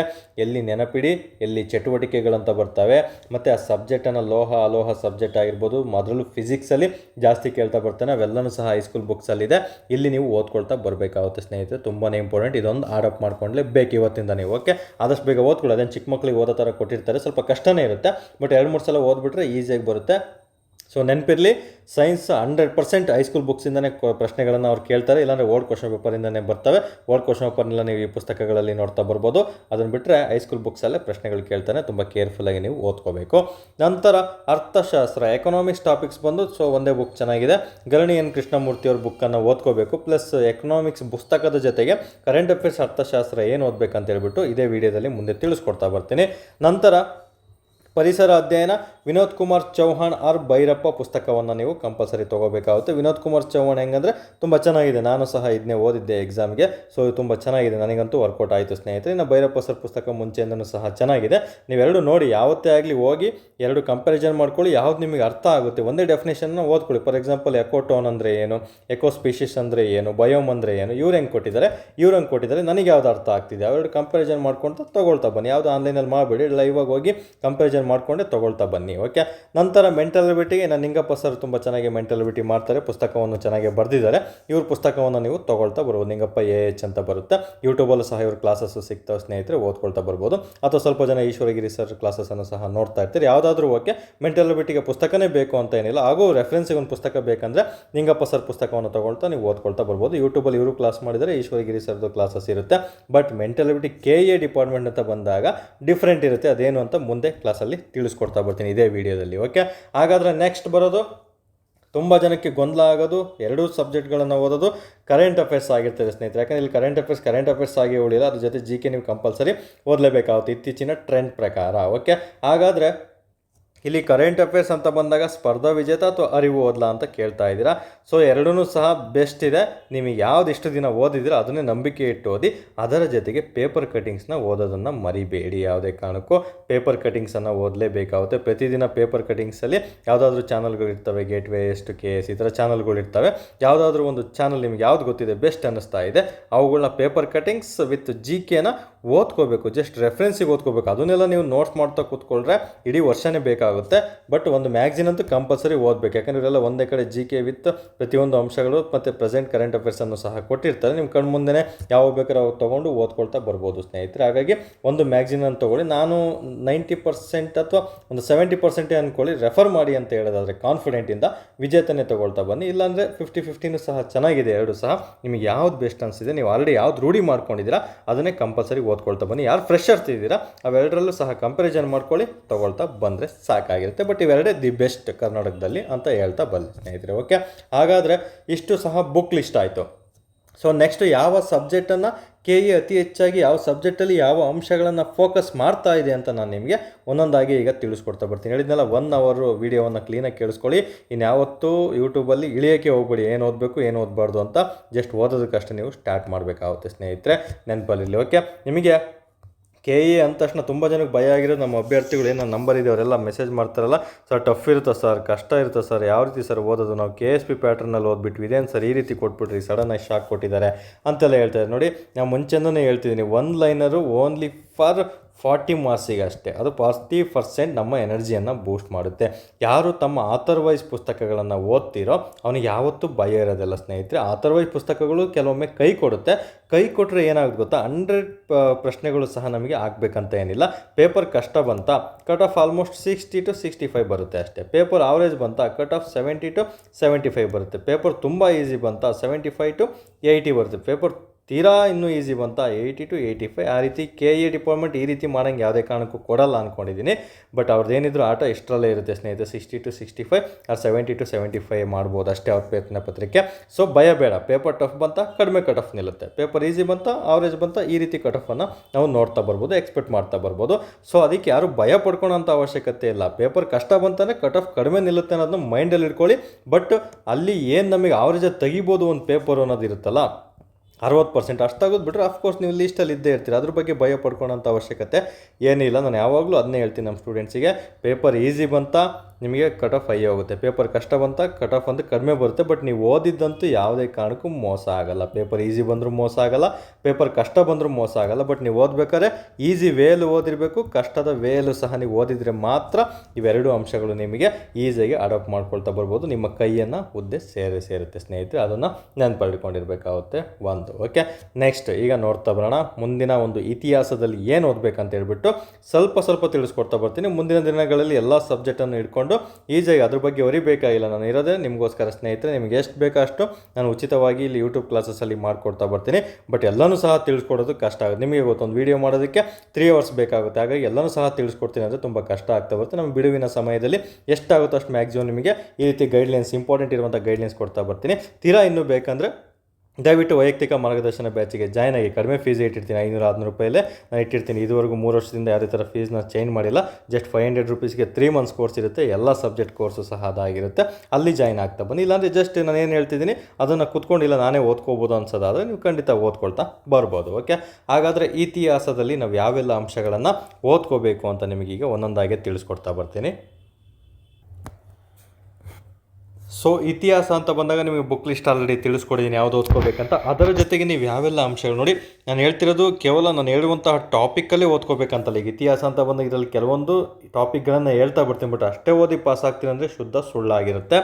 ಇತಿಹಾಸ ಅಂದಮೇಲೆ ಸಬ್ಜೆಕ್ಟನ್ನು ನೀವು ಕಂಪ್ಲೀಟಾಗಿ ಓದಿರಲೇಬೇಕು. ಓದಿ ತದನಂತರ ಈ ಟಾಪಿಕ್ಗಳಿಗೆ ಫೋಕಸ್ ಮಾಡ್ತಾ ಬರಬೇಕು. KA ಡಿಪಾರ್ಟ್ಮೆಂಟ್ ನಡೆಸಿರುವಂತಹ 2010ಇಂದ ಹಿಡಿದು 2024ವರೆಗೂ ಯಾವೆಲ್ಲ ಪ್ರಶ್ನೆ ಪತ್ರಿಕೆಗಳನ್ನು ಅವರು ಕೊಟ್ಟಿದ್ದಾರೆ, ಯಾವೆಲ್ಲ ಇಲಾಖೆಯಿಂದ ಎಕ್ಸಾಮ್ಗಳನ್ನು ಮಾಡಿದ್ದಾರೆ, ಅವುಗಳ ಬೇಸ್ ಮೇಲೆ ಇಟ್ಕೊಂಡು ನಾನು ನಿಮಗೆ ಕಂಪ್ಲೀಟ್ ಮಾಹಿತಿಯನ್ನು ಕೊಡ್ತಾ ಇದ್ದೀನಿ. ಮತ್ತು ಆಲ್ಮೋಸ್ಟ್ ಅದೇ ಟಾಪಿಕ್ ಮೇಲೆ ಅವರು ಅತಿ ಹೆಚ್ಚಾಗಿ ಪ್ರಶ್ನೆಗಳನ್ನು ಕೇಳ್ತಾ ಬಂದಿದ್ದಾರೆ. ಅಂಥ ಟಾಪಿಕ್ಗಳನ್ನು ಇಲ್ಲಿ ಹೇಳ್ತಾ ಬರ್ತೀನಿ. ಮುಂದಿನ ದಿನಗಳಲ್ಲಿ ಅವುಗಳನ್ನು ಸ್ವಲ್ಪದಾಗಿ ಎಕ್ಸ್ಪ್ಲೈನ್ ಮಾಡ್ತಾ ಬರ್ತೀನಿ, ಗೈಡ್ಲೈನ್ಸ್ ಕೊಡ್ತಾ ಬರ್ತೀನಿ. ಸದ್ಯಕ್ಕೆ ಇತಿಹಾಸ ಅಂದರೆ ಸಬ್ಜೆಕ್ಟ್ ಓದಿರಲೇಬೇಕು. ಅದರ ಜೊತೆಗೆ ಯಾವ ರೀತಿ ಫೋಕಸ್ ಮಾಡಿದ್ದಾರೆ ಅಂತ ನಿಮಗೊಂದು ಐಡಿಯಾ ಬರಬೇಕಲ್ಲ. ಯಾಕಂದರೆ PCಗೆ ಓದ್ತಿರೋರು KSB ಡಿಪಾರ್ಟ್ಮೆಂಟ್ ಕೊಡ್ತಿರೋದ್ರಿಂದ, ಮತ್ತು ಬೇರೆ ಬೇರೆ KPSಸಿಯಿಂದ ಇಫ್ ಇನ್ ಕೇಸ್ ಈ ಕಡೆ ಬಂತಂದರೆ ಯಾವ ಸಬ್ಜೆಕ್ಟ್ಗಳಲ್ಲಿ ಯಾವ ಟಾಪಿಕ್ಗಳನ್ನು ಅವ್ರು ಕೇಳಿದಾರೆ ಅಂತ ನೀವು ಸಿಂಪಲಾಗಿ ಇಲ್ಲೇ ಒಂದು ವೀಡಿಯೋದಲ್ಲಿ ತಿಳ್ಕೊಂಬಿಟ್ರೆ ನಿಮ್ಗೆ ಓದಬೇಕಾರೋದು ತುಂಬ ಸುಲಭ ಆಗ್ತಾ ಬರ್ತದೆ ಸ್ನೇಹಿತರೆ. ಹಾಗಾಗಿ ಆ ಉದ್ದೇಶದಿಂದ ಎಲ್ಲ ಸಬ್ಜೆಕ್ಟಲ್ಲಿ ಇಷ್ಟಿಷ್ಟು ಅಂಶಗಳನ್ನು ನಾನು ನಿಮಗೆ ಈಗ ತಿಳಿಸ್ಕೊಡ್ತಾ ಬರ್ತೀನಿ. ಒಂದು ಫಸ್ಟು ನಮಗೆ ಪ್ರಾಚೀನ ಭಾರತದ ಇತಿಹಾಸ ಅಂತ ಬರುತ್ತೆ. ಆ ಪ್ರಾಚೀನ ಭಾರತದ ಇತಿಹಾಸದಲ್ಲಿ ಇವರು ಅತಿ ಹೆಚ್ಚಾಗಿ ಫೋಕಸ್ ಮಾಡಿರೋದು ಶಿಲಾಯುಗಗಳು ಅಂತ ಏನು ಬರುತ್ತೆ. ಓಕೆ, ನವಶಿಲಾಯುಗ, ಮಧ್ಯಶಿಲಾಯುಗ, ನೂತನ ಶಿಲಾಯುಗ ಆಗಿರ್ಬೋದು, ಮತ್ತು ಸೂಕ್ಷ್ಮ ಶಿಲಾಯುಗ ಆಗಿರ್ಬೋದು, ಅವುಗಳು ಏನಂತೆಲ್ಲ ಕರೀತಾರೆ. ಓಕೆ, ಅದು ತುಂಬಾ ಇಂಪಾರ್ಟೆಂಟ್ ಆಗಿರುತ್ತೆ. ನಾನು ಆಲ್ಮೋಸ್ಟು ಮಿಷನ್ 500 ಒಂದು 3.0 ಫ್ರೀ ವರ್ಷನಲ್ಲಿ ಟೆಲಿಗ್ರಾಮ್ ಗ್ರೂಪಲ್ಲಿ, ನಮ್ಮ ಅಬ್ದಿ ಅಕಾಡೆಮಿ ಟೆಲಿಗ್ರಾಮ್ ಗ್ರೂಪಲ್ಲೇ ತಿಳಿಸ್ಕೊಡ್ತಾ ಬಂದಿದ್ದೀನಿ. ಟೆಲಿಗ್ರಾಮ್ ಗ್ರೂಪನ್ನು ನಾನು ಇದೇ ಒಂದು ಕಮೆಂಟ್ ಬಾಕ್ಸಲ್ಲಿ ಹಾಕಿರ್ತೀನಿ ಯೂಟ್ಯೂಬ್ ಕ್ಲಾಸಸ್ಸಲ್ಲಿ. ಕಮೆಂಟ್ ಬಾಕ್ಸ್ ಮೂಲಕ ಲಿಂಕನ್ನು ಕ್ಲಿಕ್ ಮಾಡಿ ಟೆಲಿಗ್ರಾಮ್ಗೆ ಹೋಗಿ ಅಲ್ಲಿ 3-4 ಆಡಿಯೋಗಳು ಅಪ್ಲೋಡ್ ಮಾಡಿದ್ದೀನಿ. ಮುಂದಿನ ದಿನಗಳಲ್ಲಿ ಇನ್ನೂ ಆಡಿಯೋಗಳು ಫ್ರೀಯಾಗೆಲ್ಲ ಅಪ್ಲೋಡ್ ಮಾಡ್ತಾ ಬರ್ತೀನಿ ಸ್ನೇಹಿತರೆ. ಸೊ ಇಲ್ಲಿ ಶಿಲಾಯುಗದ ಬಗ್ಗೆ ಅತಿ ಹೆಚ್ಚಾಗಿ ಪ್ರಶ್ನೆ ಕೇಳ್ತಾ ಬಂದಿದ್ದೇನೆ. ಅದನ್ನು ಬಿಟ್ಟರೆ ಸಿಂಧು ನಾಗರಿಕತೆ ಮತ್ತು ಹೊಸ ಮತಗಳ ಉದಯ, ಸ್ಟಾರ್ಟಿಂಗ್ ಏನು ಇತಿಹಾಸದಲ್ಲಿ 4 ಟಾಪಿಕ್ಗಳಿದಾವಲ್ಲ, ಶಿಲಾಯುಗ ಆಗಿರ್ಬೋದು, ಸಿಂಧು ನಾಗರಿಕತೆ, ಹೊಸ ಮತಗಳ ಉದಯ ಆಗಿರ್ಬೋದು, ಮತ್ತು ಆರ್ಯರ ಆಗಮನ ಆಗಿರ್ಬೋದು, ಇಷ್ಟರಲ್ಲಿ ನಿಮಗೆ ಮ್ಯಾಕ್ಸಿಮಮ್ ಪ್ರಶ್ನೆಗಳನ್ನು ವಿಭಿನ್ನ ರೀತಿಯಲ್ಲಿ ಕೇಳ್ತಾ ಬಂದಿದ್ದಾರೆ. ಸೊ ನಮಗೆ PCಲಿ ಹೇಗೆ ಅಂದರೆ 1 ವರ್ಡ್ ಕೇಳ್ತಾ ಬರ್ತಾನೆ. ಇಲ್ಲಿ ನಿಮಗೆ 1 2 3 4 ಅಂತ ಕೊಡ್ತಾ ಬರ್ಬೋದು, ಅಥವಾ ಹೊಂದಿಸಿ ಬರೆಯಿರಿ ನಿಮಗೆ ನೀಡ್ತಾ ಬರ್ಬೋದು, ಅಥವಾ ಜೋಡಿಗಳ ರೂಪದಲ್ಲಿ ನೀಡ್ತಾ ಬರ್ಬೋದು. ಇಷ್ಟೇ ಮಾಡಿದವ್ರು, ಬೇರೆ ಏನು ಮಾಡಲ್ಲ. ಫಾರ್ ಎಕ್ಸಾಂಪಲ್ ನೀವು ಈಗ ಫಾರ್ ಎಕ್ಸಾಂಪಲ್ ನಿಮ್ಮ ಸಿಂಧು ನಾಗರಿಕತೆಯಲ್ಲಿ ನೆಲೆಗಳನ್ನು ಎಲ್ಲೆಲ್ಲಿದೆ ಅಂತ ಹೇಳ್ಬಿಟ್ಟು PC ಡೈರೆಕ್ಟ್ ಜಸ್ಟ್ ರೋಪಾರ್ ಎಲ್ಲಿದೆ ಅಂತ ಕೇಳ್ತಾ ಬರ್ಬೋದು. ಇವ್ರು ಮ್ಯಾಕ್ಸಿಮಮ್ ಅಂದ್ರೆ ರೋಪಾರು ಮತ್ತು ಲೋತಾಲ್ ಅಂತೆಲ್ಲ ಕೊಟ್ಬಿಟ್ಟು, ಬನ್ವಾಲಿ ಅಂತೆಲ್ಲ ಕೊಟ್ಬಿಟ್ಟು, ಹರಪ್ಪ ಅಂತ ಕೊಟ್ಬಿಟ್ಟು ಮ್ಯಾಚ್ ದಿ ಫಾಲೋಯಿಂಗ್ ಮಾಡಿ ಅಂತ ಕೇಳ್ಬೋದು. ಅಥವಾ ಜೋಡಿಗಳ ರೂಪದಲ್ಲಿ ಯಾವ್ದು ಎಲ್ಲೆಲ್ಲಿ ಕಂಡು ಬರುತ್ತೆ, ಎಷ್ಟು ಜೋಡಿಗಳು ಸರಿ ಇದೆ ಅಂತ ಕೇಳ್ಬೋದು. ಅಥವಾ ಈ ನೆಲೆಗಳನ್ನು ಹೇಳಿಕೆ ರೂಪದಲ್ಲಿ ಒಂದೊಂದಾಗಿ ಯಾವ ನೆಲೆಯಲ್ಲಿ ಏನೆಲ್ಲ ಅಂಶಗಳಿದೆ ಅಂತ ಕೊಟ್ಬಿಟ್ಟು ಅಲ್ಲಿ 1 ಹೇಳಿಕೆ ಸರಿ ಇದೆ, 2 ಹೇಳಿಕೆ ಸರಿ ಇದೆ, 3 ಹೇಳಿಕೆ ಸರಿ ಇದೆ ಅಂತ ಕೊಡ್ತಾ ಬರ್ಬೋದು. ನಾನು ಇದನ್ನೇ ಆಲ್ಮೋಸ್ಟ್ ಕಳೆದ ಒಂದು 8-9 ತಿಂಗಳಿಂದ 6-7 ಬ್ಯಾಚಲ್ಲಿ ಇದೇ ರೀತಿ ಪ್ರಶ್ನೆ ಪತ್ರಿಕೆಗಳನ್ನು ನಾವೊಂದು ಪೇಯ್ಡ್ ಗ್ರೂಪಲ್ಲಿ ಕೊಡ್ತಾ ಬಂದಿದ್ದೆ ಸ್ನೇಹಿತರೆ. ಹಾಗಾಗಿ ಸ್ವಲ್ಪ ಪೇಯ್ಡ್ ಗ್ರೂಪ್ ತೊಗೊಂಡವರಿಗೆ ಸ್ವಲ್ಪ ಭಯ ಇಲ್ಲ ನಮ್ಮ ಹುಡುಗರಿಗೆ ಅಂತ ನನಗೆ ಕಾನ್ಫಿಡೆಂಟ್ ಇದೆ. ಯಾಕಂದರೆ ತುಂಬ ಕಡಿಮೆ ಇದೆ, ತುಂಬ ಲಾಸ್ಟ್ ಕಳೆದ 1-2.5 ವರ್ಷದಿಂದ ಇರೋರು ಮಾತ್ರ ನನಗೆ ಜಾಸ್ತಿ ಮೆಸೇಜ್ ಮಾಡೋದು. ಬಟ್ ಇತ್ತೀಚೆಗೆ ನಮ್ಮ ಪ್ರಶ್ನೆ ಪತ್ರಿಕೆಗಳನ್ನು ಏನು ಹೇಳಿದೆ, ಹೊಂದಿಸಿ ಬರೆಯಿರಿ, ಜೋಡಿಗಳ ರೂಪ, ಹೇಳಿಕೆ ರೂಪ, 1 ವರ್ಡು, ಟಫೆಸ್ಟ್ 1 ವರ್ಡು ಎಲ್ಲನೂ ಸಹ ಅವರಿಗೆ ತಿಳಿಸ್ಕೊಡ್ತಾ ಬರ್ತೀನಿ. ಹಾಗಾಗಿ ಅವರಿಗೆ ಸ್ವಲ್ಪ ಸುಲಭ ಆಗುವಂಥ ಚಾನ್ಸಸ್ಸು ತುಂಬಾ ಇರುತ್ತೆ ಅಂತ ನಾನು ನಂಬಿದ್ದೀನಿ. ಓಕೆ, ನಂತರ ಇಷ್ಟು ಓದ್ಕೊಳ್ಳಿ. ಇನ್ನು ಮಿಕ್ಕಿದ್ದು ಓದಬಾರ್ದು ಸರ್. ಚೋಳರು, ಪಲ್ಲವರು, ವರ್ಧನರು, ಮತ್ತು ನಮಗೇನು ಪಾಂಡ್ಯರು, ಚೇರರು ಅಂತೆಲ್ಲ ಬರ್ತಾರೆ. ಓಕೆ, ಮತ್ತು ವಿದೇಶಿಗರ ಆಗಮನ ಅಂತೆಲ್ಲ ಟಾಪಿಕ್ ಬರುತ್ತೆ, ಅಲ್ಲೂ ಸಹ ಕೇಳ್ತಾರೆ, ಅವನು ಸಹ ಓದಿರಬೇಕು. ಇವರು ಅತಿ ಹೆಚ್ಚಾಗಿ ಫೋಕಸ್ ಮಾಡಿರೋದು ಹೇಳಿದ್ನಲ್ಲ, ಶಿಲಾಯುಗ, ಸಿಂಧೂ ನಾಗರಿಕತೆ, ಹೊಸ ಮತಗಳ ಉದಯ ಆಗಿರ್ಬೋದು, ಆರ್ಯರ ಆಗಮನ ಆಗಿರ್ಬೋದು, ಇಷ್ಟರಲ್ಲೇ ಪ್ರಶ್ನೆಗಳನ್ನು ಕೇಳ್ತಾ ಬಂದಿದ್ದಾರೆ. ಸೊ ಅದನ್ನು ಬಿಟ್ಟರೆ ಡೈರೆಕ್ಟ್ ಜಾಸ್ತಿ ಪ್ರಶ್ನೆಗಳನ್ನು ಒಂದು ಏನು ಕುಶಾಣರ ಬಗ್ಗೆ ಇವರು ಪ್ರಶ್ನೆಯನ್ನು ಕೇಳ್ತಾ ಬಂದಿದ್ದಾರೆ. ಇನ್ನು ಮಿಕ್ಕಿದ್ದೆಲ್ಲ ರಿಪೀಟ್ ಆಗಿರುವಂಥ ಪ್ರಶ್ನೆಗಳೇ ಕೇಳ್ತಾ ಬರ್ತಾರೆ. ನೋಡಿ, KE ಡಿಪಾರ್ಟ್ಮೆಂಟ್ ಅಂದ ತಕ್ಷಣ ನೀವು ಓದಿರುವಂಥ ಟಾಪಿಕಲ್ಲೇ ಪ್ರಶ್ನೆ ಕೇಳ್ತಾ ಬರ್ತಾನೆ, ಬಟ್ ರಿಪೀಟ್ ಆಗಲ್ಲ. ಇದನ್ನು ನೆನ್ಪಿಟ್ಕೊಳ್ಳಿ. PCPSL KSP ಡಿಪಾರ್ಟ್ಮೆಂಟ್ ನಡೆಸೋದ್ರಿಂದ 60% ರಿಪೀಟ್ ಆಗ್ತಾ ಬರ್ತಾ ಇತ್ತು ಮುಂಚೆ ಎಲ್ಲ. ಬಟ್ KE ಡಿಪಾರ್ಟ್ಮೆಂಟ್ ಎಕ್ಸಾಮ್ ನಡೆಸೋದ್ರಿಂದ ಇಲ್ಲಿ ಜಾಸ್ತಿ ಪ್ರಶ್ನೆಗಳು ರಿಪೀಟ್ ಆಗಲ್ಲ. 20 to 25 ಪ್ರಶ್ನೆಗಳು ರಿಪೀಟ್ ಆಗ್ಬೋದು ಅಷ್ಟೇ. ಇನ್ನು 75% ಓನ್ ಪ್ರಶ್ನೆಗಳನ್ನ ತೆಗೆದಿರ್ತಾರೆ. ಆ ಓನ್ ಪ್ರಶ್ನೆಗಳಲ್ಲಿ ಈಸಿ ಪ್ರಶ್ನೆಗಳು ಬಂತಂದರೆ ನೀವು ಓದಿರೋದ್ರಲ್ಲೇ ಇರುತ್ತೆ, ಬಟ್ ಅದನ್ನು ಪ್ರಶ್ನೆ ಮಾಡಿರ್ತಾರೆ. For example like mock test. ಈಗ ನೀವು ಪ್ರತಿ ವಾರ ಯಾವುದಾದ್ರೂ ಒಂದು ಧಾರವಾಡ, ಬೆಳಗಾಂ ಅಥವಾ ಬಿಜಾಪುರ ಅಥವಾ ಮೈಸೂರು ಎಲ್ಲೋ ಒಂದು ಕಡೆ ಟೆಸ್ಟ್ ಸೀರೀಸ್ ಬರೀತಾ ಇದ್ದೀರಾ ಬೆಂಗಳೂರಲ್ಲಿ ಅಂತ ತಿಳ್ಕೊಳ್ಳಿ. ಆ ಟೆಸ್ಟ್ ಸೀರೀಸಲ್ಲಿ ಹೊಸ ಪ್ರಶ್ನೆಗಳನ್ನು ಕೊಟ್ಟಿರ್ತಾರೆ ಗೊತ್ತಾ, ನೀವು ಓದಿರೋ ಟಾಪಿಕಲ್ಲೇ ಅಂಥ ಪ್ರಶ್ನೆಗಳನ್ನು ಸಹ KE ಡಿಪಾರ್ಟ್ಮೆಂಟ್ ಕೊಡ್ತಾರೆ ಸ್ನೇಹಿತರೆ. ಇದೊಂದು ಖುಷಿ ವಿಚಾರ, ಯಾಕಂದರೆ ನೀವು ಓದಿರುವ ಸಬ್ಜೆಕ್ಟಲ್ಲೇ ಅವ್ರು ನಿಮಗೆ ಪ್ರಶ್ನೆಗಳನ್ನು ಕೇಳ್ತಾ ಬರ್ತಾರೆ. ತುಂಬ ಡಿಫ್ರೆಂಟಾಗಿ ಕೇಳ್ತಾ ಬರ್ತಾರೆ. ಕನ್ಫ್ಯೂಷನ್ ಅಂತೂ 100% ಆಗುತ್ತೆ, ಆ ರೀತಿ ಪ್ರಶ್ನೆ ಇರ್ತವೆ. ಬಟ್ ನೀವು ಓದಿರೋ ಟಾಪಿಕ್ ಮೇಲೆ ಇರ್ತಾರೆ. ಫಾರ್ ಎಕ್ಸಾಂಪಲು, ಈಗ ಮೊಘಲರು ಓದ್ತಾ ಇದ್ದೀರಾ, ಈ ಮೊಘಲರ ಮೇಲೆ ನೀವು ಓದಿರ್ತೀರ, ಬಾಬರನ ಬಗ್ಗೆ ಆಗಿರ್ಬೋದು, ಅಕ್ಬರನ ಬಗ್ಗೆ ಆಗಿರ್ಬೋದು, ಹುಮಾಯೂನ್ ಬಗ್ಗೆ ಆಗಿರ್ಬೋದು, ಯಾರ ಬಗ್ಗೆನ ಆಗಿರ್ಬೋದು, ಅವ್ರ ಬಗ್ಗೆ ನೀವು ಓದಿರೋ ಟಾಪಿಕಲ್ಲೇ ಕೊಡ್ತಾರೆ. ಅವತ್ತಿನ ದಿನ ನಿಮಗೆ ಜಸ್ಟ್ ಜ್ಞಾಪಕ ಬಂದರೆ ಸಾಕು ಸ್ನೇಹಿತರೆ. KE ಡಿಪಾರ್ಟ್ಮೆಂಟ್ ನಿಮ್ಮ ಜ್ಞಾಪಕ ಶಕ್ತಿಯನ್ನು ತುಂಬಾ ಚೆಕ್ ಮಾಡ್ತಾ ಬರುತ್ತೆ. ಅದರಲ್ಲೂ ಪ್ರಶ್ನೆಯಲ್ಲೇ ನಿಮಗೆ ಟ್ವಿಸ್ಟ್ ಕೊಡುವಂಥ ಚಾನ್ಸಸ್ ತುಂಬಾ ಇರುತ್ತೆ ಇವ್ರದ್ದು. ಹಾಗಾಗಿ ಈ ಅಂಶಗಳನ್ನು ನೀವು ನೆನಪಲ್ಲಿ ಇಟ್ಕೊಂಡಿರಬೇಕಾಗುತ್ತೆ. ಓಕೆ, ಇಷ್ಟೇ, ಕಷ್ಟ ಏನು ಬರಲ್ಲ. ನೀವು ಓದಿರೋದ್ರಲ್ಲೇ ಡಿಫ್ರೆಂಟಾಗಿ ಕ್ವಶನ್ ಫ್ರೇಮನ್ನು ಮಾಡ್ತಾ ಬರ್ತಾರೆ. ನಾನು ಹೇಗೆ ಮಾಕ್ ಟೆಸ್ಟ್ ಕೊಡ್ತಾ ಇದ್ದೀನಿ ಅದೇ ರೀತಿಯೇ ಫ್ರೇಮ್ ಮಾಡ್ತಾ ಬರ್ತಾರೆ. ಅಷ್ಟರಲ್ಲಿ ನಿಮಗೆ ಪ್ರಶ್ನೆಗಳನ್ನು ಸಹ ಕೇಳ್ತಾ ಬರ್ತಾರೆ ಸ್ನೇಹಿತರೆ, ನೆನಪಿಟ್ಕೋಬೇಕು. ಸೊ ಇದು ಪ್ರಾಚೀನ ಭಾರತದ ಇತಿಹಾಸದಲ್ಲಿ. ಇನ್ನು ಮಧ್ಯಕಾಲೀನ ಭಾರತ ಅಂತೂ ಅದರಲ್ಲೂ ತುಂಬಾ ಫೇವ್ರೇಟ್ KE ಡಿಪಾರ್ಟ್ಮೆಂಟು. ಮೊಘಲರಾಗಿರ್ಬೋದು, ದೆಹಲಿ ಸುಲ್ತಾನರಾಗಿರ್ಬೋದು, ಮರಾಠರಾಗಿರ್ಬೋದು, ಇಲ್ಲಿ ಪ್ರಶ್ನೆಗಳು ಜಾಸ್ತಿ ಕೇಳ್ತಾ ಬರ್ತಾರೆ. ಇನ್ನು ಸಾಮಾಜಿಕ ಸುಧಾರಣೆಗಳಂಥ ಟಾಪಿಕ್ ಬರುತ್ತಲ್ಲ, ಅಲ್ಲೂ ಸಹ ಪ್ರಶ್ನೆಗಳನ್ನು ಜಾಸ್ತಿ ಕೇಳ್ತಾ ಬಂದಿದ್ದಾರೆ. ಇನ್ನು ನಮಗೇನು ಈ ಧಾರ್ಮಿಕ ಸುಧಾರಣಾ ಚಿಹ್ನೆಗಳು, ಒಂದು ಅದ್ವೈತ ಸಿದ್ಧಾಂತ, ವಿಶಿಷ್ಟ ಅದ್ವೈತ ಸಿದ್ಧಾಂತ, ಶುದ್ಧ ಅದ್ವೈತ ಸಿದ್ಧಾಂತಗಳೆಲ್ಲ ಬರ್ತಾವಲ್ಲ, ಅವುಗಳು 100% ಮ್ಯಾಚ್ ದಿ ಫಾಲೋಯಿಂಗ್ ಕೇಳ್ತಾ ಬರ್ತಾರೆ. ಅಲ್ಲೂ ಸಹ ಫೋಕಸ್ ಮಾಡಿದ್ದಾರೆ ತುಂಬ. ಅದನ್ನು ಬಿಟ್ಟರೆ ಗಾಂಧಿ ಯುಗಕ್ಕೆ ಇವರೇನು ಅಷ್ಟೊಂದು ಫೋಕಸ್ ಮಾಡಲ್ಲ. ನಾನು ಪೇಪರ್ ಅನಾಲಿಸಿಸ್ ಮಾಡಿದಾಗ ಅಷ್ಟೊಂದು ಗಾಂಧಿ ಯುಗಕ್ಕೆ ಇವರು ಫೋಕಸ್ ಮಾಡಿಲ್ಲ ಸ್ನೇಹಿತರೆ. ಬಟ್ ಗಾಂಧಿ ಯುಗ ತುಂಬಾ ಇಂಪಾರ್ಟೆಂಟ್ ಆಗಿರುತ್ತೆ. ಇವರು ಜಾಸ್ತಿ ಫೋಕಸ್ ಮಾಡೋದು ಗಾಂಧಿ ಯುಗದ ಸಂದರ್ಭದಲ್ಲಿ ಕರ್ನಾಟಕದಲ್ಲಿ ಯಾವೆಲ್ಲ ಘಟನೆಗಳು ಜರುಗಿದ್ವು ಅನ್ನೋದ್ರ ಬಗ್ಗೆ ಫೋಕಸ್ ಮಾಡ್ತಾ ಬರ್ತಾನೆ. ಹಾಗಾಗಿ ನಮಗೆ ಗಾಂಧಿ ಯುಗ ಓದಬೇಕಾದ್ರೆ ಕರ್ನಾಟಕದಲ್ಲಿ ಆ ಸಮಯದಲ್ಲಿ ಏನಾಯಿತು, ಫಾರ್ ಎಕ್ಸಾಂಪಲ್ 1920 ಅಂತ ಬಂದಾಗ ಗಾಂಧಿ ಯುಗದ ಸಂದರ್ಭದಲ್ಲಿ ಏನಾಯಿತು, 1920ರಲ್ಲಿ ಕರ್ನಾಟಕದಲ್ಲಿ ಏನಾಯಿತು, ಕಂಪ್ಯಾರಿಸನ್ ಮಾಡ್ಕೊಂಡು ಓದಿದ್ದೆ ಆದಲ್ಲಿ ನಿಮಗೆ ಯಾವುದೇ ಕಾರಣಕ್ಕೂ ಈ ಗಾಂಧಿ ಯುಗ ಆಗಿರ್ಬೋದು, ಕರ್ನಾಟಕದಲ್ಲಿ ಗಾಂಧಿ ಯುಗದ ಸಂದರ್ಭದ ಘಟನೆಗಳು ಕನ್ಫ್ಯೂಷನ್ ಆಗೋದಿಲ್ಲ. ಅದನ್ನು ನೆನಪಿಟ್ಕೊಂಡಿರ್ಬೇಕಾಗುತ್ತೆ. ಇನ್ನು ಮೋಸ್ಟ್ ಇಂಪಾರ್ಟೆಂಟ್ ನೀವು ತುಂಬಾ ಫೋಕಸ್ ಮಾಡಬೇಕಿರೋದು ಕರ್ನಾಟಕ ಇತಿಹಾಸ. 100% ಪ್ರಶ್ನೆಗಳು ಇತಿಹಾಸದಲ್ಲಿ 15 ಬಂತಂದರೆ 10 ಪ್ರಶ್ನೆಗಳು, 8ರಿಂದ 10 ಪ್ರಶ್ನೆಗಳು ಕರ್ನಾಟಕ ಇತಿಹಾಸದಿಂದನೇ ಆಗುತ್ತೆ. ಎಲ್ಲ ರಾಜಮನೆತನಗಳು ತುಂಬಾ ಇಂಪಾರ್ಟೆಂಟು. ಬೇಸಿಕ್ಕಾಗಿ ಪ್ರಶ್ನೆ ಕೇಳ್ತಾನೆ, ಬಟ್ಟು ನೀವು ಓದುವಂಥ ಪುಸ್ತಕ ಕರೆಕ್ಟಾಗಿರಬೇಕು. ಬೇಸಿಕ್ ಪ್ರಶ್ನೆಗಳು ಇರ್ತವೆ, ಬಟ್ ಎಲ್ಲನೂ ಕವರ್ ಮಾಡಿರ್ಬೇಕಲ್ಲ. ಎಲ್ಲ ಪುಸ್ತಕಗಳಲ್ಲಿ ಕವರ್ ಮಾಡಿರುವಂತಹ ಪುಸ್ತಕವನ್ನು ಓದಿದರೆ ಮಾತ್ರ ಇತಿಹಾಸ, ಕರ್ನಾಟಕ ಇತಿಹಾಸದಲ್ಲಿ ಅಂಕಗಳು ಸಿಗ್ತಾ ಬರ್ತವೆ ಸ್ನೇಹಿತರೆ, ನೆನಪಲ್ಲಿರಬೇಕು. ಪ್ಲಸ್ ಓಕೆ, ಅದರ ಜೊತೆಗೆ ನೀವು ಅದರಲ್ಲೂ ತುಂಬಾ ಇಂಪಾರ್ಟೆಂಟ್ ಯಾವುದು, ಏಕೀಕರಣ, ಕರ್ನಾಟಕದ ಏಕೀಕರಣ ಚಳುವಳಿಗಳಂತ ಏನು ಬರ್ತವೆ, ಮತ್ತು ಕರ್ನಾಟಕದ ಒಂದು ಪ್ರಮುಖ ಬಂಡಾಯಗಳಂತೆಲ್ಲ ಏನು ಬರ್ತವೆ, ಮತ್ತು ಕರ್ನಾಟಕದ ಸ್ವಾತಂತ್ರ್ಯ ಸಂಗ್ರಾಮ ಅಂತ ಏನು ಬರ್ತದೆ. ಇಲ್ಲಿ ಯಾರು ಅತಿ ಹೆಚ್ಚಾಗಿ ಡೆಪ್ತಾಗಿ ಓದ್ತಿರೋ 100% ಅವರಿಗೆ ಈ ಒಂದು KE ಡಿಪಾರ್ಟ್ಮೆಂಟ್ ನಡೆಸುವಂತಹ ಇತಿಹಾಸದ ಪ್ರಶ್ನೆಗಳಿಗೆ ನೀವು 15 ಪ್ರಶ್ನೆ ಕೇಳಿದರೆ 12 ಪ್ಲಸ್ ಪ್ರಶ್ನೆಗಳನ್ನು ನೀವು ಉತ್ತರಿಸ್ತಾ ಬರ್ತೀರ ಸ್ನೇಹಿತರೆ. ಅದಕ್ಕೆ ನಾನು ನಿಮಗೆ ಗ್ಯಾರಂಟಿಯನ್ನು ಕೊಡ್ತಾ ಬರ್ತೀನಿ, ನೆನಪಿರಲಿ. ಓಕೆ, ಇತಿಹಾಸ ಮೇಲೆ ಎಲ್ಲನೂ ಓದಬೇಕು. ಅದರಲ್ಲೂ ಸ್ಪೆಸಿಫಿಕ್ಕಾಗಿ ಯಾವೆಲ್ಲ ಕೇಳಿದ್ದಾರೆ ಅಂತ ಹೇಳ್ಬಿಟ್ಟು ನಾನು ನಿಮಗೆ ಇಷ್ಟರಲ್ಲೂ ಹೈಲೈಟ್ಸನ್ನು ತಿಳಿಸ್ಕೊಟ್ಟಿದ್ದೀನಿ. ಇಷ್ಟರಲ್ಲೇ ನಿಮಗೆ ಜಾಸ್ತಿ ಪ್ರಶ್ನೆ ಕೇಳ್ತಾ ಬರ್ತಾನೆ, ನೆನಪಲ್ಲಿರಬೇಕು. ಇನ್ನು ಮಂದಗಾಮಿಗಳು, ತೀವ್ರಗಾಮಿಗಳ ಬಗ್ಗೆ ನೀವು ಓದ್ಕೋಬೇಕು. ಅಲ್ಲಿ ನಿಮಗೆ ಸ್ಟೇಟ್ಮೆಂಟ್ ಮೂಲಕ ಅಥವಾ ಹೇಳಿಕೆ ಮೂಲಕ ಪ್ರಶ್ನೆಗಳನ್ನು ಕೇಳಲಾಗ್ತದೆ ಸ್ನೇಹಿತರೆ. ಇನ್ನು ಮಿಕ್ಕಿದ ಗಾಂಧಿ ಯುಗ PCಗೆ ಏನು ಓದಿದ್ದೀರಲ್ಲ ಅಷ್ಟರಲ್ಲೇ ಪ್ರಶ್ನೆ ಇರ್ತವೆ. ಅದನ್ನು ನಿಮಗೆ ಹೇಳಿಕೆ ರೂಪ, ಜೋಡಿ ರೂಪ ಮತ್ತು ಸ್ಟೇಟ್ಮೆಂಟ್ ಮೂಲಕ ಅಥವಾ ಜೋಡಿ ಯಾವ ಸರಿ ಯಾವ ತಪ್ಪು ಅಥವಾ ನಿಮಗೆ ಹೊಂದಿಸಿ ಬರೆಯಿರಿ ಮೂಲಕ ಕೊಡ್ತಾ ಬರ್ತಾನೆ ಅಷ್ಟೇ. ಏನು ಭಯ ಪಡುವಂಥ ಅವಶ್ಯಕತೆ ಇಲ್ಲ, ಅಷ್ಟರಲ್ಲೇ ಬರುತ್ತೆ. ಓಕೆ, ನೆಕ್ಸ್ಟ್ ಬರುವಂಥದ್ದು ಯಾವುದು, ಇಷ್ಟು ಸಹ ಇತಿಹಾಸದಲ್ಲಿ ತಿಳ್ಕೊಳ್ಳಿ. ಮುಂದೆ ಇತಿಹಾಸಕ್ಕಂತಲೇ ಒಂದು ವಿಡಿಯೋ ಮಾಡ್ತೀನಿ, ಅವಾಗ ಇನ್ನೂ ಕಂಪ್ಲೀಟ್ ಟಾಪಿಕ್ ವೈಸ್ ತೊಗೊಳ್ತಾ ನಿಮಗೆ ಎಕ್ಸ್ಪ್ಲೇನ್ ಮಾಡ್ತಾ ಬರ್ತೀನಿ ಸ್ನೇಹಿತರೆ. ನೆಕ್ಸ್ಟ್ ಬರುವಂಥದ್ದು ನಮಗೆ ಸಂವಿಧಾನದಲ್ಲಿ KE ಡಿಪಾರ್ಟ್ಮೆಂಟ್ ಇದುವರೆಗೂ ಏನೆಲ್ಲ ಫೋಕಸ್ ಮಾಡಿದೆ ಅನ್ನೋದ್ರ ಬಗ್ಗೆ ಮಾಹಿತಿಯನ್ನು ನಾನು ನಿಮಗೆ ತಿಳಿಸ್ಕೊಡ್ತಾ ಬರ್ತೀನಿ, ನೆನಪಲ್ಲಿಟ್ಕೋಬೇಕು. ಓಕೆ, ಹಾಗಾದರೆ ಓಕೆ, ಸಂವಿಧಾನ ಅಂತ ಬಂದಾಗ ಆಲ್ಮೋಸ್ಟ್ ಈಸಿಯೆಸ್ಟ್ ಸಬ್ಜೆಕ್ಟ್. ಇಲ್ಲೇ ನೀವು ಒಂದು ಪುಸ್ತಕ ಯಾವ್ದು Gangadhar sir, K M Suresh ಅಥವಾ ಏನೇ ಓದ್ಕೊಳ್ಳಿ, ಸಂವಿಧಾನದಲ್ಲಿ ಈಸಿಯಾಗಿ ಓದ್ತಾ ಬರ್ಬೋದು. ಬಟ್ ಸಂವಿಧಾನದಲ್ಲಿ ಅವರು ಅತಿ ಹೆಚ್ಚಾಗಿ ಫೋಕಸ್ ಮಾಡಿರೋದು ಕಾಯ್ದೆಗಳು. ಸ್ಟಾರ್ಟಿಂಗ್ ಏನು ಬರ್ತವೆ 1700 ಒಂದು ನಮಗೆ 73ರಿಂದ 1947ವರೆಗೂ ಬ್ರಿಟಿಷ್ ಅಥವಾ ಸರ್ಕಾರದ ಅಥವಾ ಗೌರ್ಮೆಂಟ್ ಕಾಯ್ದೆಗಳಾಗಿರ್ಬೋದು, ಅವುಗಳ ಮೇಲೆ ಜಾಸ್ತಿ ಫೋಕಸ್ ಮಾಡ್ತಾ ಬಂದಿದ್ದಾರೆ. ಮತ್ತು ವರ್ಷಗಳು ತುಂಬಾ ಇಂಪಾರ್ಟೆಂಟ್ ಆಗಿರುತ್ತೆ. ಮತ್ತು ರಚನಾ ಸಭೆ ಮೇಲೆ ಅತಿ ಹೆಚ್ಚಾಗಿ ಫೋಕಸ್ ಮಾಡ್ತಾ ಬಂದಿದ್ದಾರೆ. ನೆಕ್ಸ್ಟ್ ಬಿಟ್ಟರೆ ಮಿಕ್ಕಿದ್ದು ಕನ್ಫ್ಯೂಷನ್ ಆಗುವಂಥದ್ದು ಹೇಳಿಕೆಗಳು ಪ್ರಸ್ತಾವನೆಯನ್ನು ಈಗಂತ ಕರೆದವ್ರು ಯಾರು, ಮೂಲಭೂತ ಹಕ್ಕುಗಳನ್ನು ಈಗಂತ ಕರೆದವ್ರು ಯಾರು, ಒಡವೆ ಅಂದವ್ರು ಯಾರು, ಮತ್ತು ನಮಗೆ ಪ್ರಸ್ತಾವನೆಯನ್ನು ಒಡವೆ ಅಂತ ಹೇಳ್ದವ್ರು ಯಾರು, ಅದನ್ನು ಹೇಳಿದ್ದೆ ಯಾರು ಅಂತ ಪ್ರಶ್ನೆ ಕೇಳ್ತಾರೆ. ಫಾರ್ ಎಕ್ಸಾಂಪಲ್ಲು ಒಂದು KC ವಿಯರ್ ಅಂತ ಒಬ್ಬರು ಬರ್ತಾರೆ, ಮತ್ತು ಇನ್ನು KT ಶಾ ಅಂತೆಲ್ಲ ಬರ್ತಾರೆ, ಓಕೆ, KM ಮುನ್ಷಿ ಅಂತೆಲ್ಲ ಬರ್ತಾರೆ. ಇವ್ರ ಥರನೇ ಒಂದು 15 ಜನ ತುಂಬ ಇಂಪಾರ್ಟೆಂಟ್ ಆಗಿರುವಂಥವ್ರು ಇದ್ದಾರೆ. ಆ 15 ಜನದನ್ನು ನೀವು ಹೇಳಿಕೆಗಳನ್ನು ಓದ್ಕೊಂಡಿದ್ದೆ. ಅದರಲ್ಲಿ 15 ಜನದ ಮೇಲೆ ಪದೇ ಎಕ್ಸಾಮ್ಗಳಲ್ಲಿ ಪ್ರಶ್ನೆ ರಿಪೀಟ್ ಆಗಿದೆ. ಬಟ್ ಇವು ಆಪ್ಷನ್ 4 ಸಹ ಗೊತ್ತಿರಬೇಕು ಕೊಡೋದ್ರಿಂದ ಇಲ್ಲಿ ಕನ್ಫ್ಯೂಷನ್ ಮಾಡುವಂಥ ಚಾನ್ಸಸ್ಸು ತುಂಬಾ ಇರುತ್ತೆ.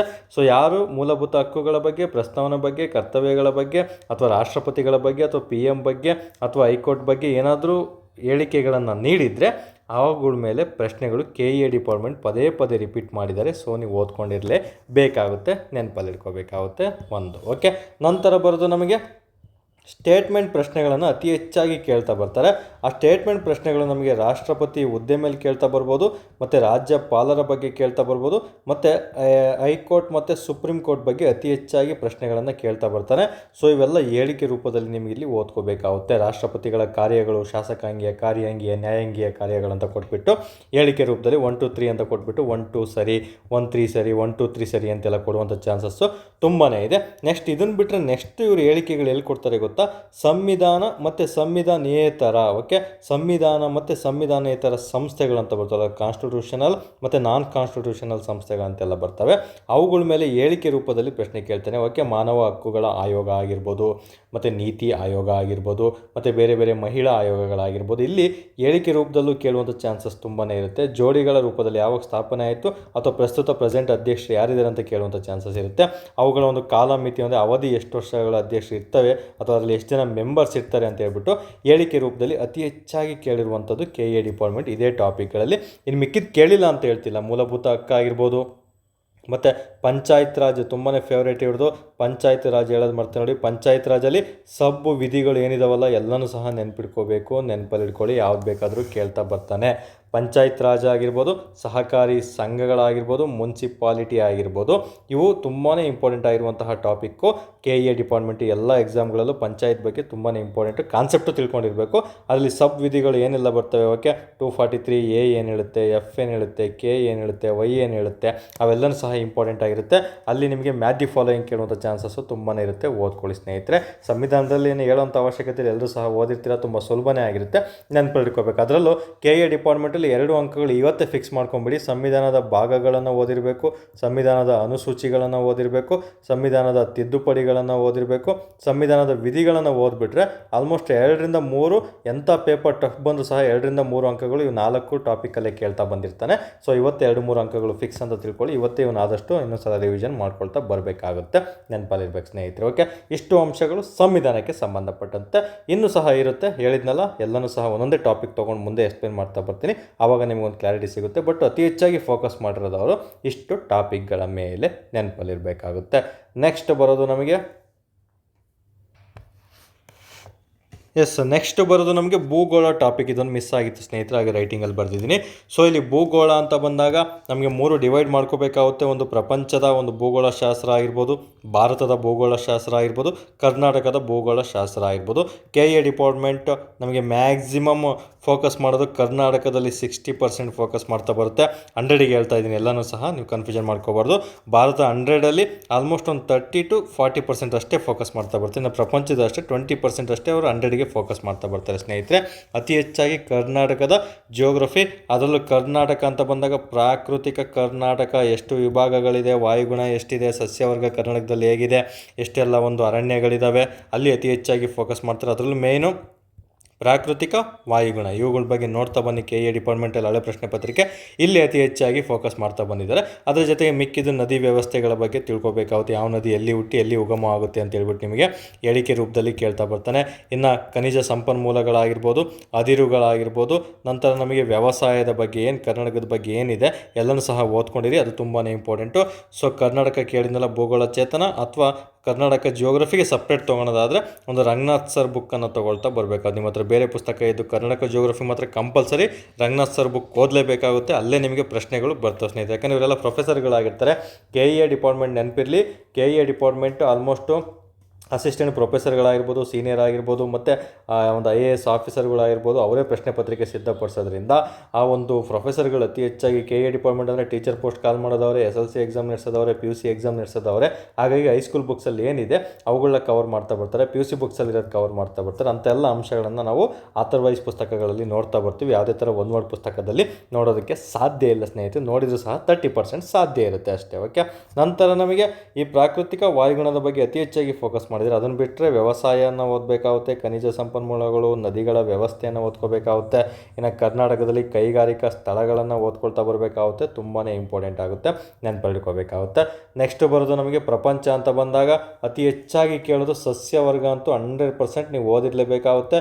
ಸಸ್ಯವರ್ಗದ ಸಿಸ್ಟಮನ್ನು ಒಂದು ಸವನ್ನ ಆಗಿರ್ಬೋದು, ಸ್ಟೆಫಿಸ್ ಆಗಿರ್ಬೋದು, ಓಕೆ, ಮತ್ತು ಇವೆಲ್ಲ ಏನೇನಿದೆಲ್ಲ ಓಕೆ, ಅವನ್ನೆಲ್ಲ ಓದಿದ್ದಲ್ಲಿ ಮಾತ್ರ ನಿಮಗೆ ಸಕ್ಸಸ್ ಕಾಣೋಕ್ಕೆ ಸಾಧ್ಯ ಆಗುತ್ತೆ. ಸಸ್ಯವರ್ಗ ಯಾವುದೇ ಕಾರಣಕ್ಕೂ ಬಿಡಬೇಡಿ, 100% ಮತ್ತೆ ಇದ್ರ ಮೇಲೆ ಪ್ರಶ್ನೆಗಳು ರಿಪೀಟ್ ಆಗ್ತಾ ಬರುತ್ತೆ. ಇನ್ನು ಟ್ರೈಬ್ಸ್, ಪ್ರಪಂಚದ ಒಂದು ಬುಡಕಟ್ಟು ಜನಾಂಗಗಳಾಗಿರ್ಬೋದು, ಪ್ರಪಂಚದ ಪ್ರಮುಖ ಮರುಭೂಮಿಗಳಾಗಿರ್ಬೋದು, ಪ್ರಪಂಚದ ಪ್ರಮುಖ ಪರ್ವತಗಳಾಗಿರ್ಬೋದು, ಇಲ್ಲಿ ಅತಿ ಹೆಚ್ಚಾಗಿ ಫೋಕಸ್ ಮಾಡೋದು ಇಷ್ಟೇ. ಆಲ್ಮೋಸ್ಟ್ ಪ್ರಪಂಚದಲ್ಲಿ ಸಸ್ಯವರ್ಗ, ಮರುಭೂಮಿ ಮತ್ತು ಪರ್ವತಗಳು ಮತ್ತು ಬುಡಕಟ್ಟು ಜನಾಂಗಗಳ ಬಗ್ಗೆ ಪ್ರಶ್ನೆಯನ್ನು ಕೇಳ್ತಾ ಬರ್ತಾರೆ. ಅದನ್ನು ಬಿಟ್ಟರೆ ಪ್ರಮುಖ ನದಿಗಳಿರ್ತಾವಲ್ಲ ಅವುಗಳ ಮೇಲೆ ನಿಮಗೆ ಪ್ರಶ್ನೆಗಳನ್ನು ಅತಿ ಹೆಚ್ಚಾಗಿ ಕೇಳ್ತಾ ಬರ್ತಾನೆ ಸ್ನೇಹಿತರೆ. ಯಾವ ಒಂದು ನಗರದ ಮೇಲೆ, ಯಾವ ದಡದ ಮೇಲೆ ಯಾವ ನದಿ ನೆಲೆಸಿದೆ ಅಂತ ಕೇಳ್ತಾ ಬರ್ಬೋದು. ಅಥವಾ 7 ವಂಡರ್ಸ್, ವಿಶ್ವದ ಪ್ರಪಂಚದ ಪ್ರಮುಖ ಅದ್ಭುತಗಳೇನಿದೆ ಅವುಗಳ ಮೇಲೆ ಎಲ್ಲೆಲ್ಲಿದೆ ಅಂತ ಪ್ರಶ್ನೆಯನ್ನು ನಿಮಗೆ ಕೇಳ್ತಾ ಬಂದಿದ್ದಾರೆ. ತುಂಬ ಫೋಕಸ್ ಮಾಡಿದ್ದಾರೆ, ನೆನಪಲ್ಲಿಟ್ಕೊಂಡಿರಬೇಕಾಗುತ್ತೆ.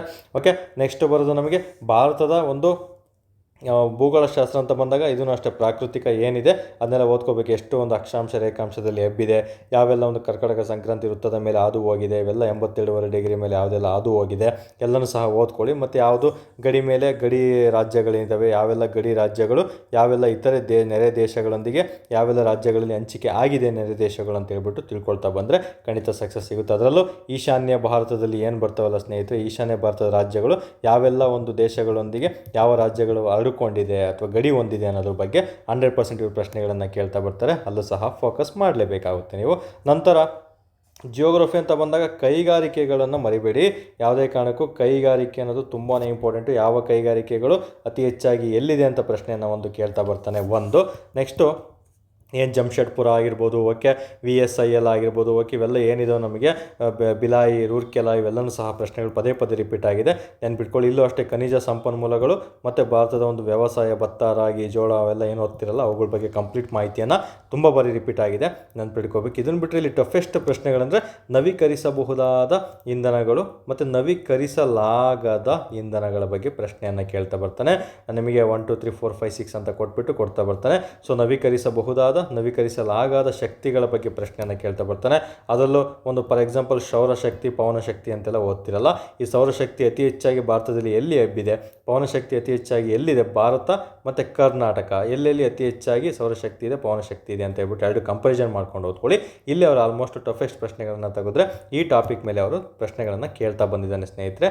ಇಷ್ಟು ಓದಿದ್ದೆ ಆದಲ್ಲಿ ನಿಮ್ಗೆ ಕನ್ಫ್ಯೂಷನ್ ಆಗುವಂಥ ಚಾನ್ಸಸ್ ಇರಲ್ಲ ಮತ್ತು ಭಯನೂ ಸಹ ಇರಲ್ಲ. ಎಲ್ಲನೂ ಓದಿದ್ದೀನಿ ಅನ್ನೋ ಫೀಲ್ ನಿಮಗೆ ಖಂಡಿತ ಬಂದೇ ಬರುತ್ತೆ ಸ್ನೇಹಿತರೆ. ನಂತರ ಬರೋದು ನಮಗೆ ಇಷ್ಟು ಓದ್ಕೊಳ್ಳಿ.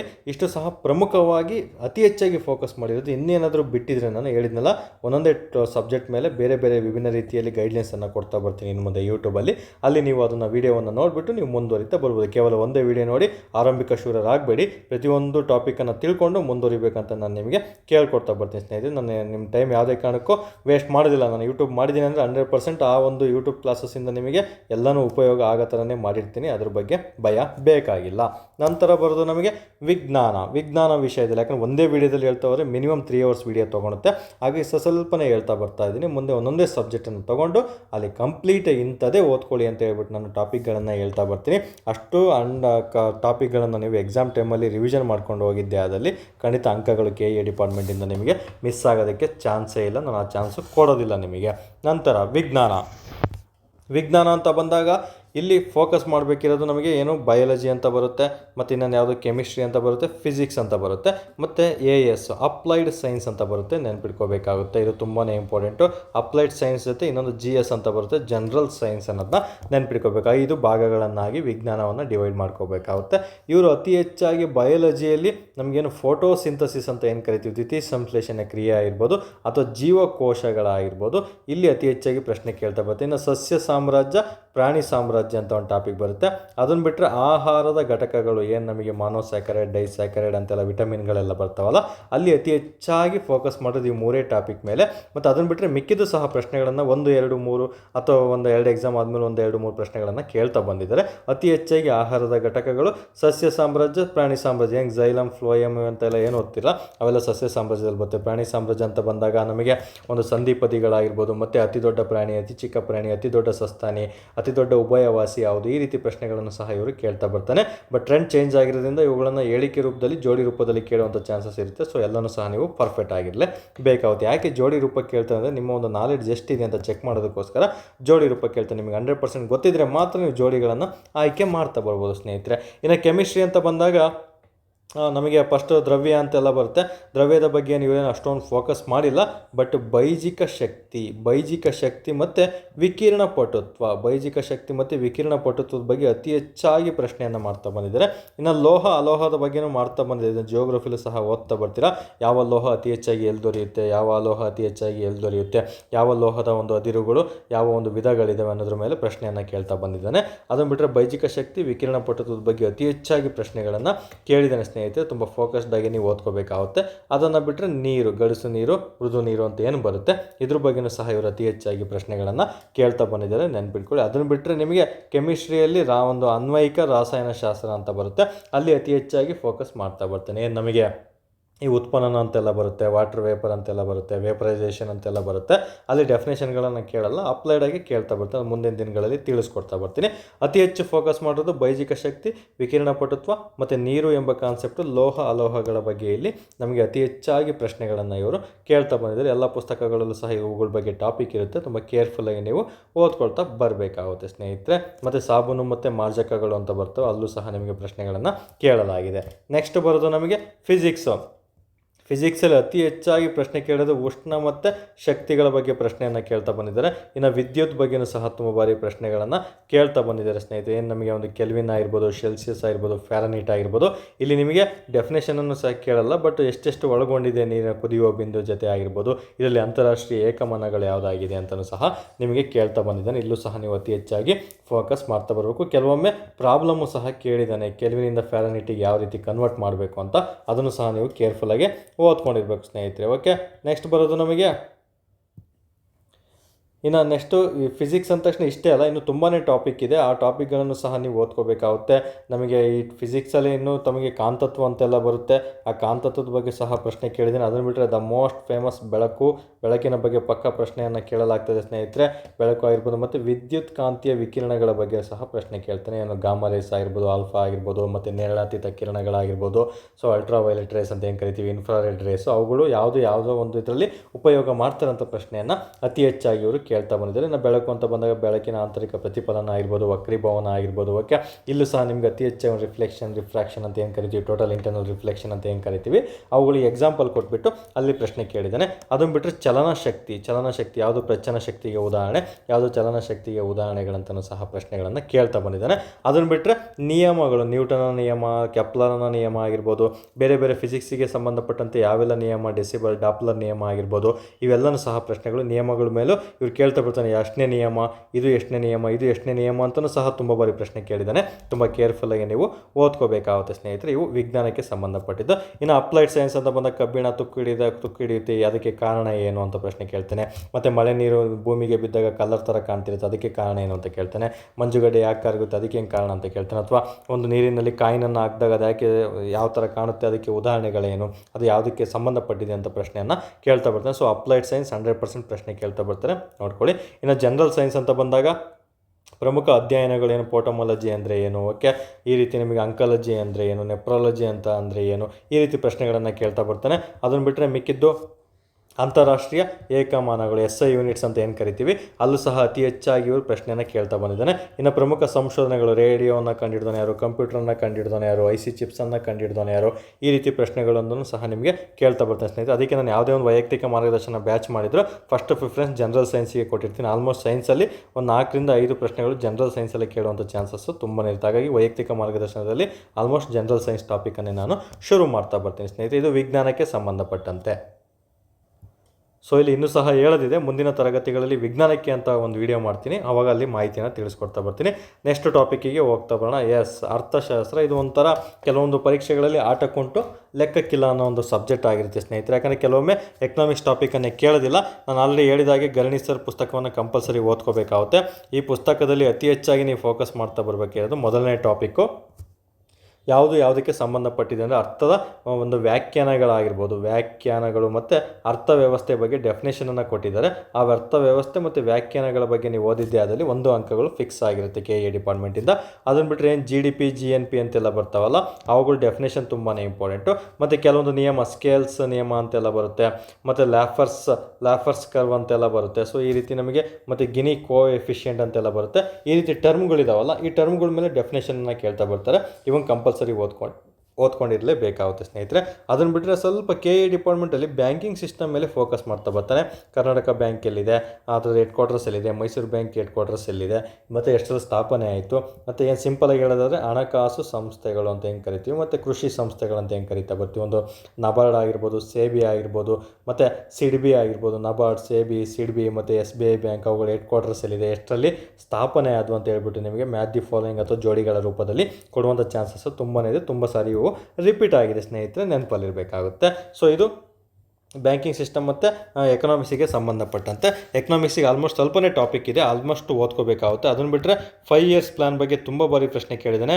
5 ಇಯರ್ಸ್ ಪ್ಲ್ಯಾನ್, ಮೊದಲನೇ 5 ಇಯರ್ಸ್ ಪ್ಲ್ಯಾನ್ಗೆ ಯಾವ ಒಂದು ಯಾರ ಮಾದರಿಯನ್ನು ಬಳಸ್ಕೊಳ್ತಾ ಇತ್ತು, 2ನೇದು 3ನೇದು ಯಾವೆಲ್ಲ ಮಾದರಿಗಳನ್ನು ಬಳಸ್ಕೊಂಡ್ರು, ಮತ್ತು ಅತಿ ದೊಡ್ಡ 5 ಇಯರ್ಸ್ ಪ್ಲ್ಯಾನ್ ಯಾವುದು, ಅತಿ ಚಿಕ್ಕ 5 ಇಯರ್ಸ್ ಪ್ಲ್ಯಾನ್ ಯಾವುದು, ಮತ್ತು ಯಾವ 5 ಇಯರ್ಸ್ ಪ್ಲ್ಯಾನಲ್ಲಿ ಯಾವೆಲ್ಲ ಒಂದು ಹಸಿರು ಕ್ರಾಂತಿ ಬಂತು ಮತ್ತು ಬಿಳಿ ಕ್ರಾಂತಿ ಬಂತು, ಅಥವಾ ಒಂದು ಪ್ರಮುಖ ಕೈಗಾರಿಕೆಗಳಾದಂತಹ ಬಿಲಾಯಿ ಆಗಿರ್ಬೋದು, ರೋರ್ಕೆಲಾ ಆಗಿರ್ಬೋದು, ಯಾವೆಲ್ಲ ಒಂದು ಕೈಗಾರಿಕೆಗಳು ಯಾವ ಪಂಚವಾರ್ಷಿಕ ಯೋಜನೆಯಲ್ಲಿ ಬಂತು. ನಾನು ಹೇಳ್ಬೇಕಾದ್ರೆ ನಿಮಗೆ ಇವೆಲ್ಲ ಆನ್ಸರ್ಗಳು ಗೊತ್ತಿದೆ ಅಂದರೆ 100% ನೀವು ಓದಿದ್ದೀರಾ ಅಂತ ಅರ್ಥ. ಅದ್ರ ಬಗ್ಗೆ ಭಯ ಬೇಡ. ಓದಿಲ್ಲ ಅಂದರೆ ಇವತ್ತಿಂದ ಆ ರೀತಿಯೇ ನೀವು ಓದ್ಕೋಬೇಕು. ಯಾಕಂದರೆ 5 ಇಯರ್ಸ್ ಪ್ಲಾನ್ ಎಲ್ಲ ಓದಿರ್ತಾರೆ, ಬಟ್ ಹಿಂಗೆ ಕೇಳ್ತಾನಂತ ಓದಬೇಕಂದ್ರೆ ಅದಕ್ಕೊಂದು ಮೇಂಟೈನಿಂಗ್ಶಿಪ್ ಬೇಕೇ ಆಗಿರ್ತದೆ ಸ್ನೇಹಿತರೆ. ಅದಕ್ಕೆ ನಾನಿದ್ದೀನಿ, ಭಯ ಬೇಡ, ಆ ರೀತಿ ಓದ್ಕೊಂಡ್ರೆ ಸಾಕಾಗಿರ್ತದೆ. ಓಕೆ, 5 ಇಯರ್ಸ್ ಪ್ಲಾನ್ ಇಷ್ಟ ಆಯಿತು. ಮತ್ತು ಯಾವ 5 ಇಯರ್ಸ್ ಪ್ಲಾನು ಅತಿ ಹೆಚ್ಚಾಗಿ ನಮಗೆ ವರಮಾನವನ್ನು, ಒಂದು ಆದಾಯವನ್ನು ಕೊಟ್ಟಿತ್ತು, ಅಂತರನ್ನ ಒಂದು ಇನ್ಕಮ್ ಯಾವುದರಲ್ಲಿ ಅತಿ ಹೆಚ್ಚಾಗಿ ಸಿಕ್ಕಿತ್ತು, ನೀತಿ ಆಯೋಗ ಯಾವ ಒಂದು 5 ಇಯರ್ಸ್ ಪ್ಲಾನಲ್ಲಿ ಬಂತು, ಯಾವೆಲ್ಲ ಒಂದು ಅಟಲ್ ಬಿಹಾರಿ ಪಿಂಚಣಿ ಯೋಜನೆ ಯಾವ 5 ಇಯರ್ಸ್ ಬಂತು, ಈ ರೀತಿ ಪ್ರಶ್ನೆ ಕೇಳ್ತೀನಿ. ಯಾಕಂದರೆ ನಿಮಗೆ ವರ್ಷ ಗೊತ್ತಿತ್ತಂದರೆ ಆಟೋಮೆಟಿಕ್ಕು ಯಾವ 5 ಇಯರ್ಸ್ ಪ್ಲಾನಲ್ಲಿ ಅದು ಬಂತು ಅಂತ ಸಹ ನಿಮಗೆ ಈಸಿಯಾಗಿ ಉತ್ತರಿಸ್ತಾ ಬರ್ಬೋದು. ಹಾಗಾಗಿ ಇಲ್ಲಿ ವರ್ಷಗಳು ಎಕನಾಮಿಕ್ಸಲ್ಲಿ ತುಂಬಾ ಇಂಪಾರ್ಟೆಂಟ್ ಆಗಿರುತ್ತೆ, ನೆನ್ಪಿಟ್ಕೋಬೇಕು. ಅದನ್ನು ಬಿಟ್ಟರೆ ಅರ್ಥಶಾಸ್ತ್ರದಲ್ಲಿ ಇತ್ತೀಚಿನ ಎಕ್ಸಾಮ್ ಟ್ರೆಂಡ್ ಪ್ರಕಾರ ಬಜೆಟ್ ಮತ್ತು ಎಕನಾಮಿಕ್ಸ್ ಸರ್ವೆ ಬಗ್ಗೆ ಪ್ರಶ್ನೆಗಳನ್ನು ಕೇಳಲಾಗ್ತದೆ, ನೆನಪಿಟ್ಕೋಬೇಕು. ಬಜೆಟ್ ಅಂತ ಬಂದಾಗ ಇವರು ಆಲ್ಮೋಸ್ಟ್ ಸರ್ ಡಿಸೆಂಬರಲ್ಲಿ ಅಥವಾ ಜನವರಿಲಿ ಎಕ್ಸಾಮ್ ನಡೆಸ್ತಿದ್ದೀನಿ ಅಂತ ಹೇಳಿದರೆ, ನಮಗೆ ಅಪ್ ಟು ಫೆಬ್ರವರಿಗೂ ಈ ವರ್ಷದ ಒಂದು ಕಳೆದ ವರ್ಷ ಏನು 2024ರಲ್ಲಿ ಬಜೆಟ್ ಹೊರಡಿಸಿದ್ರಲ್ಲ ಸ್ನೇಹಿತರೆ, ಅದರ ಬಜೆಟ್ ಮತ್ತು ಅದರ ಎಕನಾಮಿಕ್ ಸರ್ವೆಯನ್ನು ಕಂಪಲ್ಸರಿ ನೀವು ಓದಿರಲೇಬೇಕಾಗುತ್ತೆ. ಮೇಯ್ನು ತುಂಬ ಚೆನ್ನಾಗಿ ಯಾರಾದರೂ ವೀಡಿಯೋಗಳನ್ನು ಯೂಟ್ಯೂಬಲ್ಲಿ ಮಾಡಿರ್ತಾರೆ ಅಥವಾ ನೋಟ್ಸನ್ನು ಅಪ್ಲೋಡ್ ಮಾಡಿರ್ತಾರೆ. ಏನು ಪ್ರಮುಖ ಒಂದು ಯೋಜನೆಗಳನ್ನು ಕರ್ನಾಟಕದಲ್ಲಿ ಯಾವುದೆಲ್ಲ ಜಾರಿಗೆ ಬಂದಿದೆ, ಅದರಲ್ಲೂ ಎಸ್ಪೆಷಲಿ ಮಹಿಳೆಯರಿಗೆ ಯಾವೆಲ್ಲ ಯೋಜನೆಗಳು ಜಾರಿಗೆ ತಂದಿದ್ದಾರೆ, ರೈತರಿಗೆ ಯಾವೆಲ್ಲ ಯೋಜನೆಗಳು ಜಾರಿಗೆ ತಂದಿದ್ದಾರೆ, ಅವನ್ನ ಫೋಕಸ್ ಮಾಡಬೇಕು. ಅದರ ಉದ್ದೇಶ ಏನು ಅಂತ ಪ್ರಶ್ನೆಯನ್ನು ಕೇಳ್ತಾ ಬರ್ತಾನೆ. ಅಥವಾ ಕರ್ನಾಟಕದಲ್ಲಿ ಸ್ಪೆಸಿಫಿಕ್ಕಾಗಿ ಇಂಥ ಜಿಲ್ಲೆಗಳಿಗೆ ಇಂಥ ಯೋಜನೆ ತಂದಿದ್ದಾರೆ, ಅಥವಾ ಭಾರತದಲ್ಲಿ ಇಂಥ ರಾಜ್ಯಗಳಲ್ಲಿ ಮಾತ್ರ ಇಂಥ ಯೋಜನೆಗಳನ್ನು ತಂದಿದ್ದಾರೆ ಅಂತ ಇರ್ತಾವಲ್ಲ, ಅವುಗಳ ಮೇಲೆ ಅತಿ ಹೆಚ್ಚಾಗಿ ಇವರು ಫೋಕಸ್ ಮಾಡ್ತಾ ಬರ್ತಾರೆ. ಬಜೆಟ್ ಮತ್ತು ಎಕನಾಮಿಕ್ ಸರ್ವೆಗಳಲ್ಲಿ ಅವನು ಓದ್ಕೋಬೇಕಾಗುತ್ತೆ. ಇನ್ನು ಅರಣ್ಯ ರಿಪೋರ್ಟ್ ಬಗ್ಗೆ ಇವರು ಪ್ರಶ್ನೆಗಳು ಯಾವಾಗಲೂ ಇರುತ್ತೆ. ಅರಣ್ಯ ರಿಪೋರ್ಟ್ ಬಗ್ಗೆ ಕಂಪಲ್ಸರಿ ನೀವು ಓದ್ಕೊಂಡಿರಲೇಬೇಕಾಗುತ್ತೆ ರೀಸೆಂಟಾಗಿ ಯಾವ್ದು ಇಲ್ಲಿದೆ ಅಂತ. ಓಕೆ, ಬಜೆಟ್ ಮತ್ತು ಎಕನಾಮಿಕ್ ಸರ್ವೆ ಕಂಪಲ್ಸರಿ ಕರೆಂಟ್ ಅಫೇರ್ಸನ್ನು ನೀವು ಅರ್ಥಶಾಸ್ತ್ರಕ್ಕೆ ಸಂಬಂಧಪಟ್ಟಂತೆ ಓದಿರಬೇಕಾಗುತ್ತೆ ಸ್ನೇಹಿತರೆ. ಅದನ್ನು ಬಿಟ್ಟರೆ ವರದಿಗಳು ಎಲ್ಲರೂ ಸಹ ಗೊತ್ತಿರುತ್ತೆ.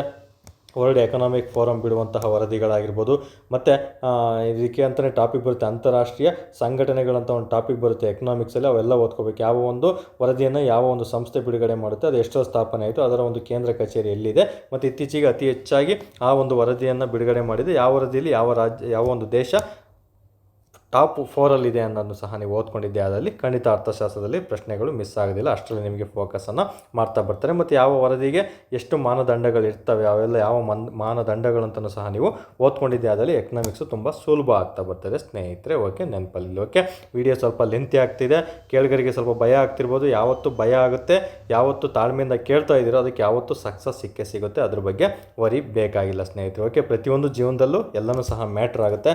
ಅದ್ರ ಬಗ್ಗೆ ನೀವು ಒಂದು ಕಾನ್ಸೆಪ್ಟನ್ನು ತಿಳ್ಕೊಂಡಿದ್ದೆ ಆದಲ್ಲಿ ಖಂಡಿತ ನಿಮಗೆ ಆದಷ್ಟು ಬೇಗ ಸಕ್ಸಸ್ಸಿಗೆ ಹತ್ರ ಇದ್ದೀರಾ ಅಂತ ಅರ್ಥ. ಓಕೆ, ಇಲ್ಲಿ ಪರಿಸರ ಅಧ್ಯಯನ ಅಂತ ಒಂದು ಟಾಪಿಕ್ ಬರುತ್ತೆ. ಈ ಸಬ್ಜೆಕ್ಟ್ ಅಂತ ಬಂದಾಗ ಇಲ್ಲಿ ಕೆಲವೊಮ್ಮೆ ಕೇಳ್ಬೋದು, ಕೇಳ್ದೇನೂ ಸಹ ಇರ್ಬೋದು. ಅತಿ ಹೆಚ್ಚಾಗಿ ಇಲ್ಲಿ ಡೆಫಿನೇಷನ್ಗಳಾಗಲಿ ಹೇಳಿದ್ಮೇಲೆ ನಿಮಗೆ ಎಕೋಟೋನ್ ಅಂತ ಅಂದರೆ ಏನು, ಎಕೋ ಸ್ಪೀಷೀಸ್ ಅಂದರೆ ಏನು, ಮತ್ತು ಮ್ಯಾಗ್ನಿಫಿಕೇಷನ್ ಅಂದರೆ ಏನು, ನೈಟ್ರಿಫಿಕೇಷನ್ ಅಂತ ಅಂದರೆ ಏನು, ಈ ಬಯೋಮ್ಯಾಗ್ನಿಫಿಕೇಷನ್ ಅಂತ ಅಂದರೆ ಏನು, ಬಯೋಮ್ ಅಂದರೆ ಏನು, ಈ ರೀತಿ ಪ್ರಶ್ನೆಗಳನ್ನು ಕೇಳ್ತಾ ಬರ್ತಾನೆ. ಜೈವಿಕ ಘಟಕ ಅಂದರೆ ಏನು, ಈ ಒಂದು ಡೆಫಿನೇಷನ್ಗಳು ಏನಿದ್ದಾವೆ ಅಷ್ಟು ಡೆಫಿನೇಷನ್ ಒಂದೇ ಪುಸ್ತಕದಲ್ಲಿ ಒಂದೇ ಕಡೆ ಕೊಟ್ಟಿರ್ತಾರೆ. ಆ ಡೆಫಿನೇಷನ್ಗಳು ತುಂಬಾ ಇಂಪಾರ್ಟೆಂಟ್ ಆಗಿರುತ್ತೆ. ಮತ್ತು ಪ್ರಾಥಮಿಕ ಭಕ್ಷಕರು, ದ್ವಿತೀಯ ಭಕ್ಷಕರು ಅಂತೆಲ್ಲ ಬರ್ತಾರೆ, ಅಲ್ಲಿ ಪ್ರೈಮರಿ ಕನ್ಸ್ಯೂಮರ್ಸ್, ಸೆಕೆಂಡರಿ ಕನ್ಸ್ಯೂಮರ್ಸ್ ಅಂತೆಲ್ಲ ಟಾಪಿಕ್ ಬರುತ್ತೆ. ಅಲ್ಲಿ ಜಾಸ್ತಿ ಅತಿ ಹೆಚ್ಚಾಗಿ ಪ್ರಶ್ನೆ ಕೇಳಿದ್ದಾನೆ. ಅದನ್ನು ಬಿಟ್ಟರೆ ಇಲ್ಲಿ ಸಸ್ಯವರ್ಗದ ಬಗ್ಗೆ ನೀಟಾಗಿ ಓದ್ಕೋಬೇಕು. ಫಾರ್ ಎಕ್ಸಾಂಪಲ್ಲು ವರದಿಗಳು, ಆನೆ ವರದಿ ಆಗಿರ್ಬೋದು, ಹುಲಿ ವರದಿ ಆಗಿರ್ಬೋದು, ಗಣತಿಗಳು ಏನು ಮಾಡ್ತಾರಲ್ಲ ಅವುಗಳನ್ನ ನೀವು ಕಂಪಲ್ಸರಿ ಓದ್ಕೊಂಡಿರಲೇಬೇಕಾಗುತ್ತೆ. ಅದನ್ನು ಬಿಟ್ಟರೆ ಒಂದು ನ್ಯಾಷನಲ್ ಪಾರ್ಕ್ಗಳು ಯಾವುದು ಎಲ್ಲಿದೆ, ನೆಕ್ಸ್ಟ್ ವನ್ಯಜೀವಿ ಒಂದು ವೈಲ್ಡ್ ಲೈಫ್ ಸೆಂಚುರೀಸ್ ಅಂತ ಏನು ಕರಿತೀವಿ ಎಲ್ಲಿದೆ ಅಂತ ನೋಡ್ಕೋಬೇಕು. ಮತ್ತು ಮ್ಯಾಪ್ ಅಂತೆಲ್ಲ ಬರುತ್ತೆ, ಮತ್ತು ಜೈವಿಕ ವರ್ಗೀಕರಣ ಅಂತೆಲ್ಲ ಮಾಡಿರ್ತಾರೆ, ಮತ್ತು ನಮಗೆ ಪ್ರಪಂಚದ ಹಾಟ್ಸ್ಪಾಟ್ಗಳಂತೆಲ್ಲ ಮಾಡಿರ್ತಾರೆ. ಸೊ ಜೈವಿಕ ತಾಣಗಳಾಗಿರ್ಬೋದು, ಬಿಸಿ ತಾಣಗಳಂತ ಆಗಿರ್ಬೋದು, ಆ ಟಾಪಿಕೆಲ್ಲ ಇರುತ್ತಲ್ಲ ಆ ಟಾಪಿಕ್ ಮೇಲೆ ಅತಿ ಹೆಚ್ಚಾಗಿ KE ಡಿಪಾರ್ಟ್ಮೆಂಟ್ ಪ್ರಶ್ನೆಗಳನ್ನು ಕೇಳ್ತಾ ಬಂದಿದ್ದಾರೆ. ಸೊ ಇದು ಡೆಫಿನೇಷನ್ನು. ಅದನ್ನು ಬಿಟ್ಟರೆ direct national park, wildlife century, ಜೈವಿಕ ವರ್ಗೀಕರಣ ಆಗಿರ್ಬೋದು, ಹಾಟ್ಸ್ಪಾಟ್ಸ್ ಆಗಿರ್ಬೋದು ಇಲ್ಲೇ, ಮತ್ತು ಪಶ್ಚಿಮ ಘಟ್ಟಗಳಾಗಿರ್ಬೋದು, ವರದಿಗಳಾಗಿರ್ಬೋದು, ಯಾರು ವರದಿ ನೀಡಿದ್ರು, ಪ್ರಮುಖ ವರದಿಗಾರರು ಯಾರೆಲ್ಲ ಇದ್ದಾರೆ ಪರಿಸರಕ್ಕೆ ಸಂಬಂಧಪಟ್ಟಂತೆ ಅಲ್ಲಿ ಪ್ರಶ್ನೆ ಕೇಳಿದ್ದೀನಿ. ಅದನ್ನು ಬಿಟ್ಟರೆ ಪರಿಸರಕ್ಕೆ ಸಂಬಂಧಪಟ್ಟಂತೆ ಚಳುವಳಿಗಳು, ಚುಪ್ಕೋ ಚಳುವಳಿ, ಅಪ್ಪಿಕೋ ಚಳುವಳಿ ಆಗಿರ್ಬೋದು. ಓಕೆ, ಈ ರೀತಿ ಪ್ರಶ್ನೆಗಳು ಸಹ ಅತಿ ಹೆಚ್ಚಾಗಿ ಕೇಳ್ತಾ ಬಂದಿದ್ದಾರೆ ಸ್ನೇಹಿತರೆ. ಈ 3 ಟಾಪಿಕ್ ಮೇಲೆ ಆದಷ್ಟು ಪರಿಸರ ಅಧ್ಯಯನ ಕೇಳಿದ್ದಾರೆ. ಅದನ್ನು ಬಿಟ್ಟರೆ ಕರೆಂಟ್ ಅಫೇರ್ಸಲ್ಲಿ ಎನ್ವೈರ್ಮೆಂಟಿಗೆ ಸಂಬಂಧಪಟ್ಟಂತೆ ಏನಾದರೂ ಹೊಸ national park, wildlife sanctuary ಸುದ್ದಿಯಲ್ಲಿತ್ತಂದರೆ, ಸೊ ಹಾಟ್ಸ್ಪಾಟ್ಗಳು ಸುದ್ದಿಯಲ್ಲಿತ್ತಂದರೆ ಈ ರೀತಿ ಪ್ರಶ್ನೆಗಳು ನಿಮಗೆ ಕೇಳ್ತಾ ಬರ್ತಾನೆ. ಮತ್ತು IUCN ಯಾವಾಗಲೂ ವರದಿ ನೀಡ್ತಿರುತ್ತೆ, ಇತ್ತೀಚೆಗೆ ಅದೆಲ್ಲಿ ವರದಿ ನೀಡ್ತು, ಈ ರೀತಿಯಾದ ಸಹ ಓದ್ಕೋಬೇಕಾಗುತ್ತೆ.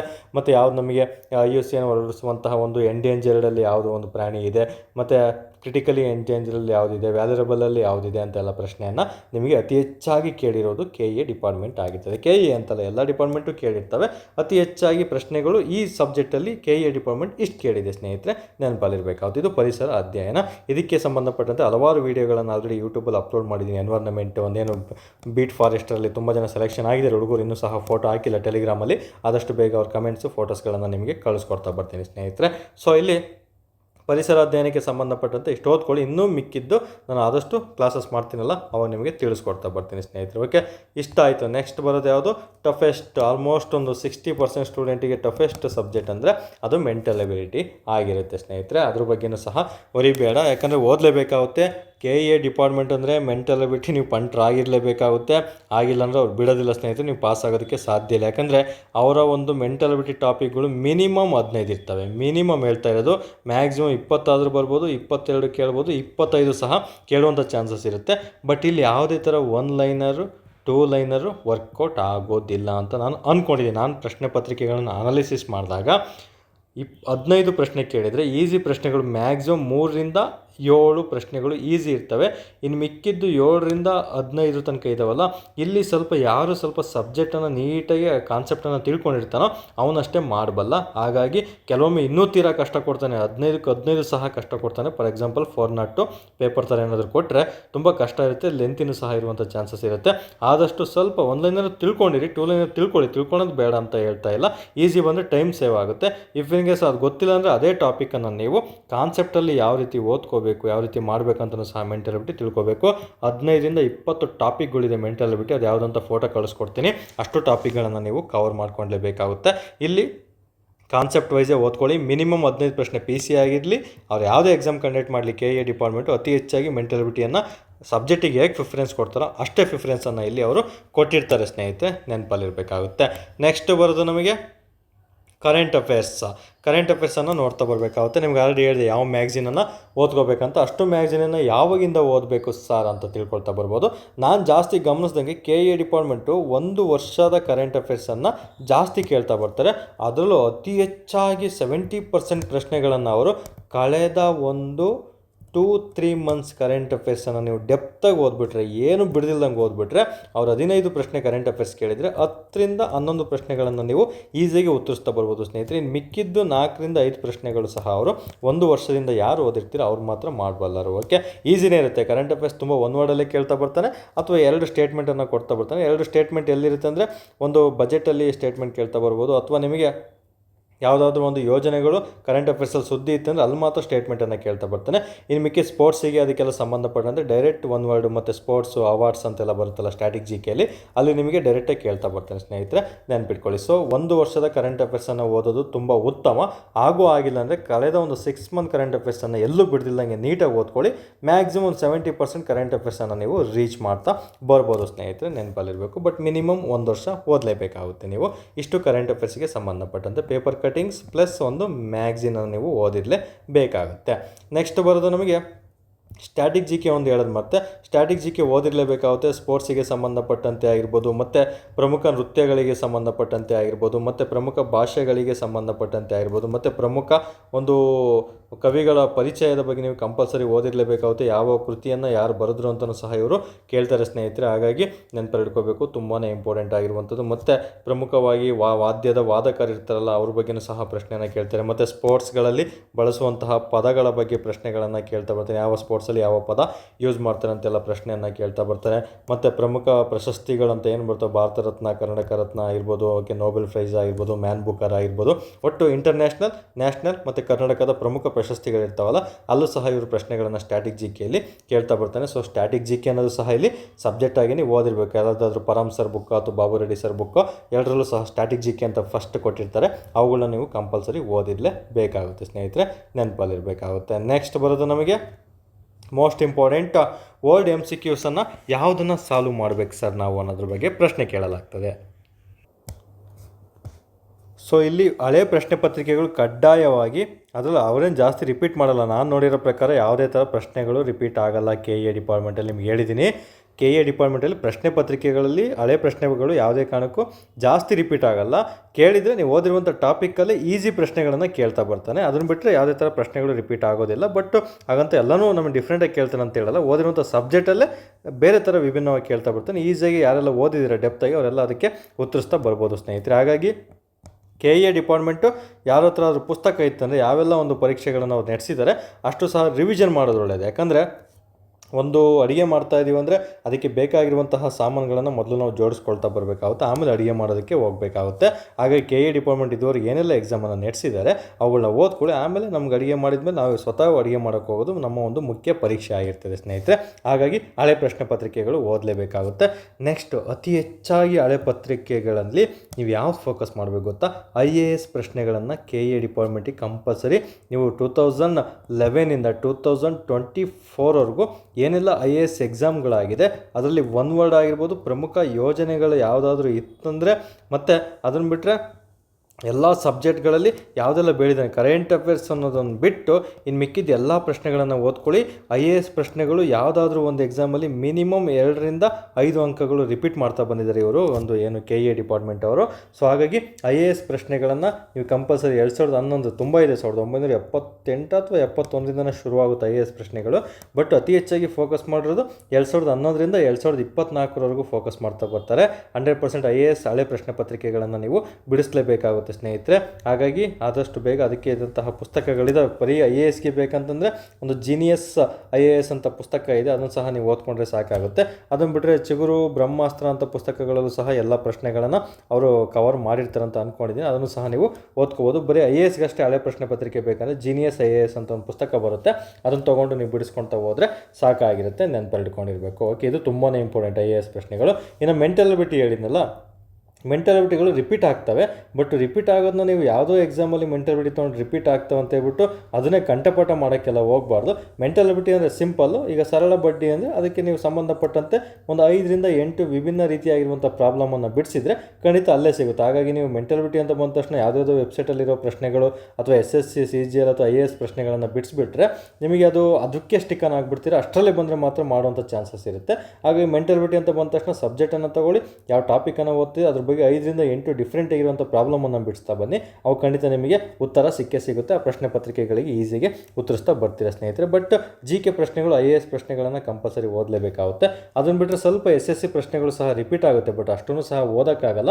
ಯಾರು ಡೆಪ್ತಾಗಿ ಆಥರ್ ವೈಸ್ ಓದಿದ್ರೆ ಅವೆಲ್ಲ ಉತ್ತರ ಸಹ ನಿಮಗೆ KE ಡಿಪಾರ್ಟ್ಮೆಂಟ್ ಕೊಡುವಂಥ ಪ್ರಶ್ನೆಗಳಿಗೆ ಸಿಗುತ್ತೆ ಆಥರ್ ವೈಸ್ ಓದಿರೋರಿಗೆ. ಸೊ ಅದನ್ನು ಬಿಟ್ಟರೆ ನೆಕ್ಸ್ಟ್ IAS ಪ್ರಶ್ನೆಗಳು ಸಿಗೋದಿಲ್ಲ ಉತ್ತರಗಳು. ಹಾಗಾಗಿ IAS ಪ್ರಶ್ನೆ ಪತ್ರಿಕೆಗಳನ್ನು ಬಿಡಿಸಬೇಕು. KE ಡಿಪಾರ್ಟ್ಮೆಂಟಿಂದ ನಡೆಸಿರುವಂಥ ಹಳೆ ಪ್ರಶ್ನೆ ಪತ್ರಿಕೆಗಳನ್ನು ಬಿಡಿಸಿದ್ದೆ ಆದಲ್ಲಿ ಸಾಕಾಗಿರುತ್ತೆ ಸ್ನೇಹಿತರೆ. ಅಷ್ಟು ಆಯಿತು. ನೆಕ್ಸ್ಟ್ ಇದೇನು ಮಾಕ್ ಅಂದರೆ, ಮಾಕ್ ಟೆಸ್ಟ್ ಅಂದರೆ ಪ್ರತಿ ವಾರ ಒಂದು ಟೆಸ್ಟ್ ಬರೀಬೇಕು ನೀವು. ಎಲ್ಲಾದರೂ ಆಯಿತು. ಈಗ ಧಾರವಾಡಲ್ಲಿ ಹೋದವರಿಗೆ ಈಸಿಗೆ 10-20 ರೂಪಾಯಿ ಮತ್ತು ಫ್ರೀಯಾಗಿ ಕೊಡೋ ಟೆಸ್ಟ್ ಸೀರೀಸ್ ಎಲ್ಲ ಸಿಗುತ್ತೆ. ಮತ್ತು ಬೆಂಗಳೂರಲ್ಲಿ ಆಲ್ಮೋಸ್ಟ್ ಎಲ್ಲರೂ ಸಹ ದುಡ್ಡು ಕೊಟ್ಟರೆ ನೀವು ಟೆಸ್ಟ್ ಸೀರೀಸನ್ನು ತೊಗೋಬೇಕಾಗುತ್ತೆ. ಸೊ ಆನ್ಲೈನಲ್ಲೂ ಎಲ್ಲ ಕಡೆ ದುಡ್ಡು ಕೊಟ್ಟರೆ ಟೆಸ್ಟನ್ನು ತೊಗೋಬೇಕಾಗುತ್ತೆ. ಯಾವುದಾದ್ರೂ ಒಂದು ಟೆಸ್ಟನ್ನು ನೀವು ಒಂದು ಅಥವಾ 2 ಟೆಸ್ಟ್ಗಳನ್ನು ನೀವು ಪ್ರತಿ ವಾರ ಭಾನುವಾರ ಟೆಸ್ಟಿಗೆ ಅಂತಲೇ ನೀವು ಫಿಕ್ಸ್ ಮಾಡ್ಕೊಂಡ್ಬಿಡ್ಬೇಕು.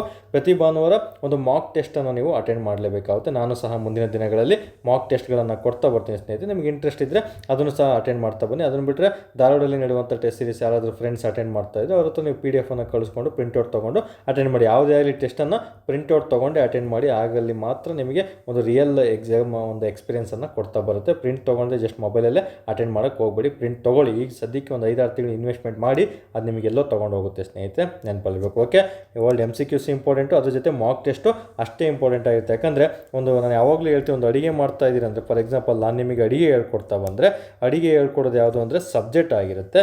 ಆ ಅಡುಗೆನ ಎಕ್ಸ್ಪೀರಿಯನ್ಸ್ ಮಾಡೋಕ್ಕೆ ಹೋಗ್ತಿರಲ್ಲ, ಅದು ಮಾಕ್ ಟೆಸ್ಟ್ ಆಗಿರುತ್ತೆ. ಆ ಎಕ್ಸ್ಪೀರಿಯನ್ಸ್ ಆದಮೇಲೆ ಒಂದು ರಿಸಲ್ಟ್ ಕೊಡುತ್ತಲ್ಲ, ಒಳ್ಳೆ ಟೇಸ್ಟ್ ಕೊಡುತ್ತಲ್ಲ, ಅದು ನಮ್ಮ ಒಂದು ಮುಖ್ಯ ಪರೀಕ್ಷೆಯ ರಿಸಲ್ಟ್ ಆಗಿರುತ್ತೆ ಸ್ನೇಹಿತರೆ. ಇಷ್ಟು ಅಂಶಗಳನ್ನು ಸಹ ನೀವು ಮೈಂಡಲ್ಲಿ ಇಟ್ಕೊಂಡಿರಬೇಕು. So world MCQs important, mock test important, ಎರಡೂ ಸಹ ಸಮವಾಗಿ ನೀವು ಬಿಡಿಸಿದ್ದೆ ಆದಲ್ಲಿ ಖಂಡಿತ ಮೇನ್ ಎಕ್ಸಾಮಲ್ಲಿ ನಿಮಗೆ ರಿಸಲ್ಟು ಸಿಗುತ್ತೆ ಸ್ನೇಹಿತರೆ. ನೆನ್ಪಿಟ್ಕೊಳ್ಳಿ, IAS ಎಕ್ಸಾಮ್ ಪದೇ ಹೇಳ್ತಾ ಇದ್ದೀನಿ, ರಿಪೀಟ್ ಆಗ್ತವೆ. KE ಹಳೆ ಪ್ರಶ್ನೆ ಪತ್ರಿಕೆಗಳು ವಿಶ್ಲೇಷಣೆ ರೂಪದಲ್ಲಿ ನೀವು ಓದಿರಲೇಬೇಕು. 4 ಆಪ್ಷನ್ಗಳನ್ನು ನೋಡಬೇಕು. ಆ 4 ಆಪ್ಷನ್ಗಳಿಗೆ ನಿಮ್ಮ ಮೈಂಡಲ್ಲಿ ಏನಾದರೂ ಓದಿದರೆ ಸಬ್ಜೆಕ್ಟಲ್ಲಿ ಅದಕ್ಕೆ ಉತ್ತರವನ್ನು ಹುಡ್ಕೋದಕ್ಕೆ ನೀವೇ ಪ್ರಯತ್ನ ಪಡಲೇಬೇಕು. ಅದು ಸಕ್ಸಸ್ ಆಗೋರಂಥ ಒಂದು ಲಕ್ಷಣ ಆಗಿರುತ್ತೆ.